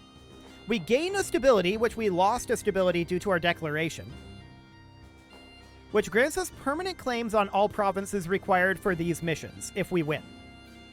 And a permanent claim on this area. Cool. So that's great. And they say Sweden isn't overpowered. Sweden is absolutely a little bit overpowered. So I would love to come on down over here. We've got 14 galleys and 7 transports, but we should be able to help out with some of these naval battles. Oof. We didn't get there in time. I thought we'd get there a little faster. We're going to retreat as soon as we can. Okay. So we're out of there. Losing that naval battle is definitely a little rough. We are going to solve this ourselves. It's 1449 now. When can we seize this back? November. Okay, so we're going to attack here. We're going to stack wipe that Danish unit. I'm going to shift consolidate our units. And we're going to split off these two. And we're going to send them off these directions. Just grabbing this territory. Danish troops are up here. Cool. And we are restoring our ships over here. And here's England. England decided to help us, even though they are losing their war against France. I love it. Thank you, England. Cool. Okay, so these guys can now be moved back into our main army. Now, our main army is going to take a while to siege this down. And there's a question of whether we even want to right now. We may want to come defend our territory instead. And I think we will. Unfortunately, we'll lose these territories. But we easily win this war, or rather this battle. And then we're going to come up here and defend Stockholm. Now they have comparable numbers. We took a loan, that's to be expected. But we have better leadership, and we just win. Fantastic. Now we're going to come down here. England is sieging over this way. So that's absolutely beautiful.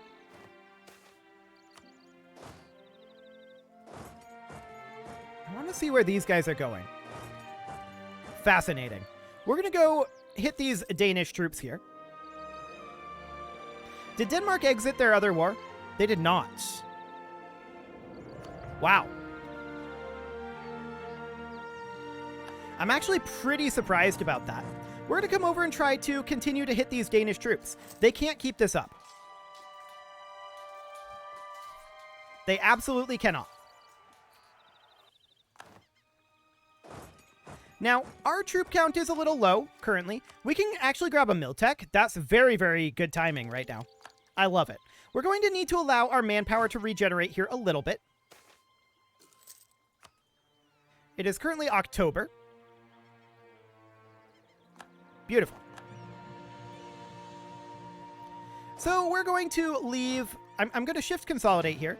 And we're going to leave behind... just like these Latin knights. We'll do just fine. We're going to move the rest of these back. And we're going to resupply a little bit. We need to allow our manpower to flow in. Denmark has only 3,000 manpower left. Cool. Lithuania and Moldavia are attacking up over here. This is looking great. Poland is attacking, or actually, yeah, Poland, Mazovia, and Burgundy are attacking the Teutonic Order. This is looking great. For right now, we can shift consolidate again, and we're going to grab these units of medieval infantry. They're going to move down and start a siege here, while these guys move here and these guys move to cap here.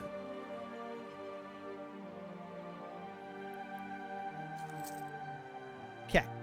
If these guys move out to attack us, we have a problem. However, control of the seas has been wrested from Denmark. I tried to say Danemark, but it's definitely Denmark. Control of the seas has been wrested, and that is fantastic. We're going to move up over here, shift consolidate again, and we're going to move this unit of medieval infantry down here. How many units do we need here? 6. Oh, they're actually coming in. We need to try to run away here. They can cross this because they control both sides. The question is, can we get away? And the answer is no. No, we cannot. This battle's going to be on 7 January. We'll leave on 11 January. We're going to have to try to reinforce it. It's not going to go great.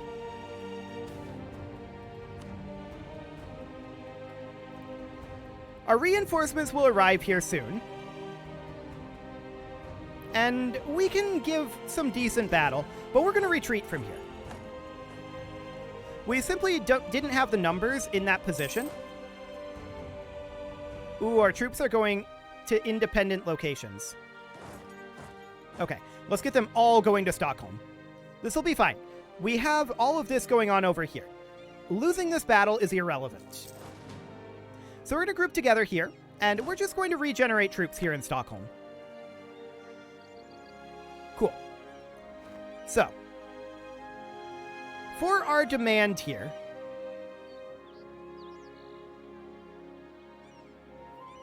let's see, what are we looking for? Grant independence. And they would currently accept that, but I'd like to take territory from them.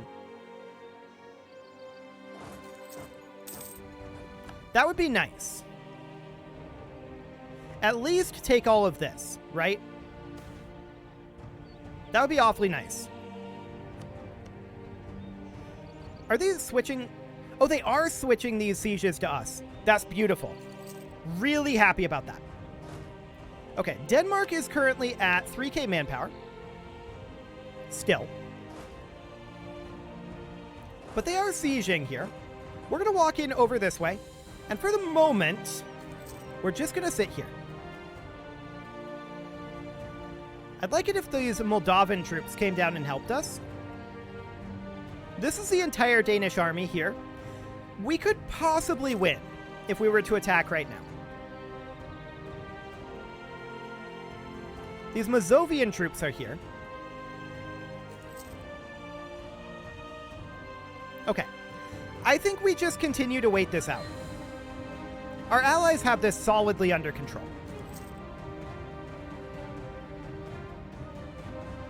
This is all getting flipped to us as well. This up here is occupied by Novgorod, which is not necessarily the most helpful.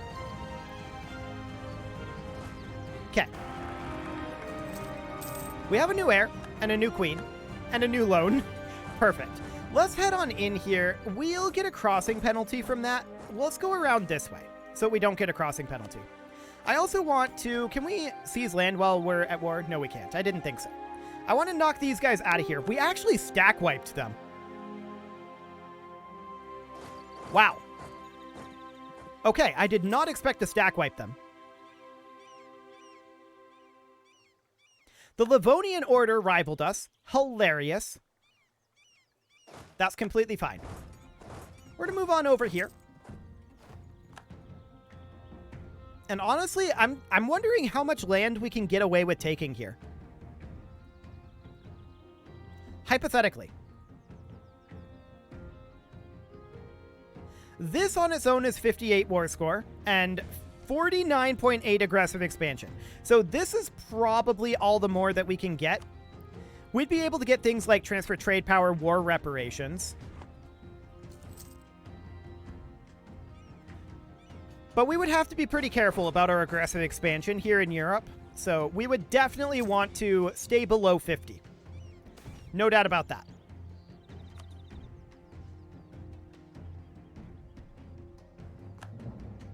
Denmark insulted us? What? How could they?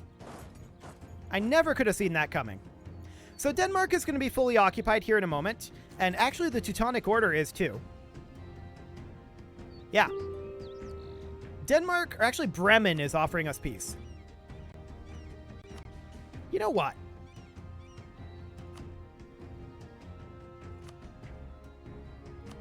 You can have peace for war reparations, a pillaged capital, and a bunch of gold. That will get us 6.6 aggressive expansion. I didn't realize that... Oh yeah, because we have no CB? Yeah, pillaging capital is what does that. We wouldn't gain anything, actually. So there's no point in pillaging the capital. It would just be malicious. So I don't want to get that aggressive expansion. They can leave, and we just want war reps and all their gold. Cool. Next up, the Teutonic Order. I'd like to get territory from them, but aggressive expansion in Europe is rough to deal with. That's for sure. So we're going to have to be pretty careful about our aggressive expansion here. It would be possible to take a lot. The question is, with the allies that we have, is that relevant?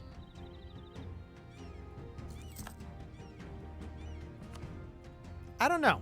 We've got really powerful allies in England, Poland, Lithuania.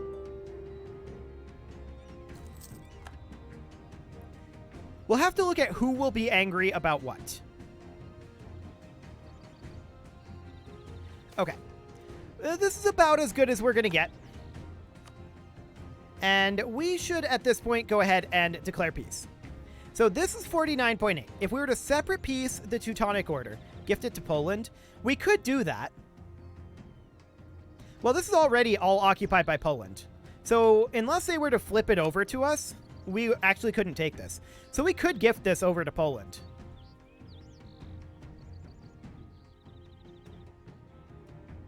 Here you go, Poland. Have a nice port city. I'm sure absolutely no problems will ever be caused by Poland having Danzig. Right? No problems, ever? There will never be any demands. Done. Perfect. So, yeah, at this point, all we can really take is this, unless... I mean, I would love to go like this, but that's 73 aggressive expansion. That said, that's only a couple of countries. Lubeck, Stettin, Mecklenburg, Wolgast. And Denmark, of course, but we don't care about them.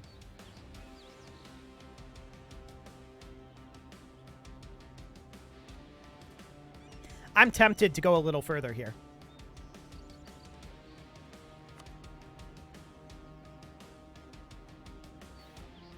But I don't think I'm going to. I think we're just going to take this, as much gold as we can, and call it good. 1939 might be a problem. Indeed it might. Indeed it might. So we're just going to take this territory. Actually, we may want to take this as well. 53.3. Only Denmark would be upset about this. Done. We have to wait a day, but that's fine. Done. The war with our former masters was a bloody one, and required a price in blood and wealth. Eventually, though, we prevailed, and achieved our well-deserved victory, our independence. As the Kalmar Union now falls apart, the rise of a new kingdom in Scandinavia, of Sweden, has begun. We get a permanent claim on, like, everything in the entire planet. Perfect. So we could have Johann Vasa lead Sweden, or we could give Karl a chance. Interesting. Now, that's not the Karl who's in charge of Gotland. That's Eric. Never mind. Okay. Denmark accepted our peace offer, of course. Okay. With the victory over Denmark, the Swedish crown is once again independent and worn by a Swede. The leader of the rebellion, Johann Vasa, has gained the support of our people, and while Karl VIII might be de facto ruler of Sweden, his legitimacy as the king is questionable at best. It has been suggested to crown Johann Vasa as King of Sweden due to his contribution of the successful Independence War. So he's 644 and has an average claim. Okay, and we'll get some decent legitimacy. And this would be 30 legitimacy. Honestly, let me see here. 414? Didn't the Teutons form Prussia? You solved the problem. Oh, there's still Teutons.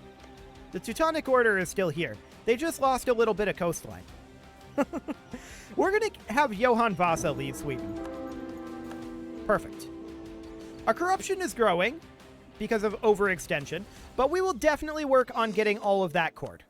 Cool. So that's fantastic. Next up, I would like to bring our navy back into Kalmar, and we have too few rivals. The Livonian Order has already gotten angry at us, and I think we'll rival Denmark as well. And it's not telling us that we have to get the third, so we're not going to. Norway claimed Elfsborg. How rude. You're being attacked by Novgorod, Norway. You, might want to handle that first. Just saying. Cool. King Johann is now infertile. Perfect. And we are very positive in our income. Very, very positive. At least that month we were. Spoils of war only. So we're going to be negative once we go through this. Poland is interested in breaking the alliance because of their trust with us.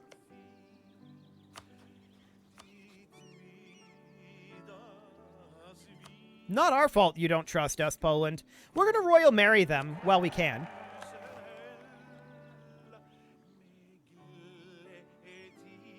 Personal union on monarch death. Succession war between Poland and Denmark. Perfect. Perfect. Exactly what we wanted. Well, our king is infertile, so that's probably why. But hopefully we'll get an heir. Renaissance now exists. Okay, and I would like to move these guys down to, like, Skane here. That'll be fine. I also want to... We're at our force limit here. Okay. So let's take a look at our missions here. We've already declared independence. Okay, we need to core all of these to get this done. You give them land and they distrust. Wonderful, right? Like, why are you angry at us, Poland? What a bunch of jerks.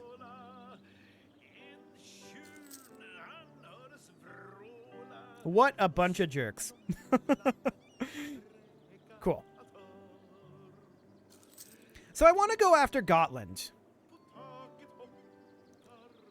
I feel like they can't defend themselves.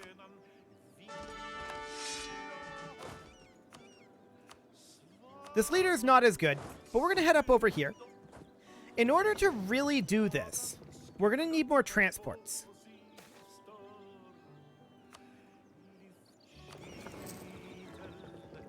And we are negative in our cash. That's mostly because of rooting out corruption here. And that's mostly because of overextension. Actually, it's mostly army maintenance. Are we over our land force limit? No, we're not. It's just very expensive. Okay, cool. Well, we don't have our technologies yet, right? So that's not super shocking. I would like to go after Gotland. I don't feel like it's super viable at this moment. Yeah, Poland broke their alliance. All because they think that they don't trust us. They think that we broke promises. I don't know what their deal is. That's very strange. Well, have fun with that, Poland. Hopefully we have an heir, but we are infertile. Royal marriage offer from Burgundy. Sure.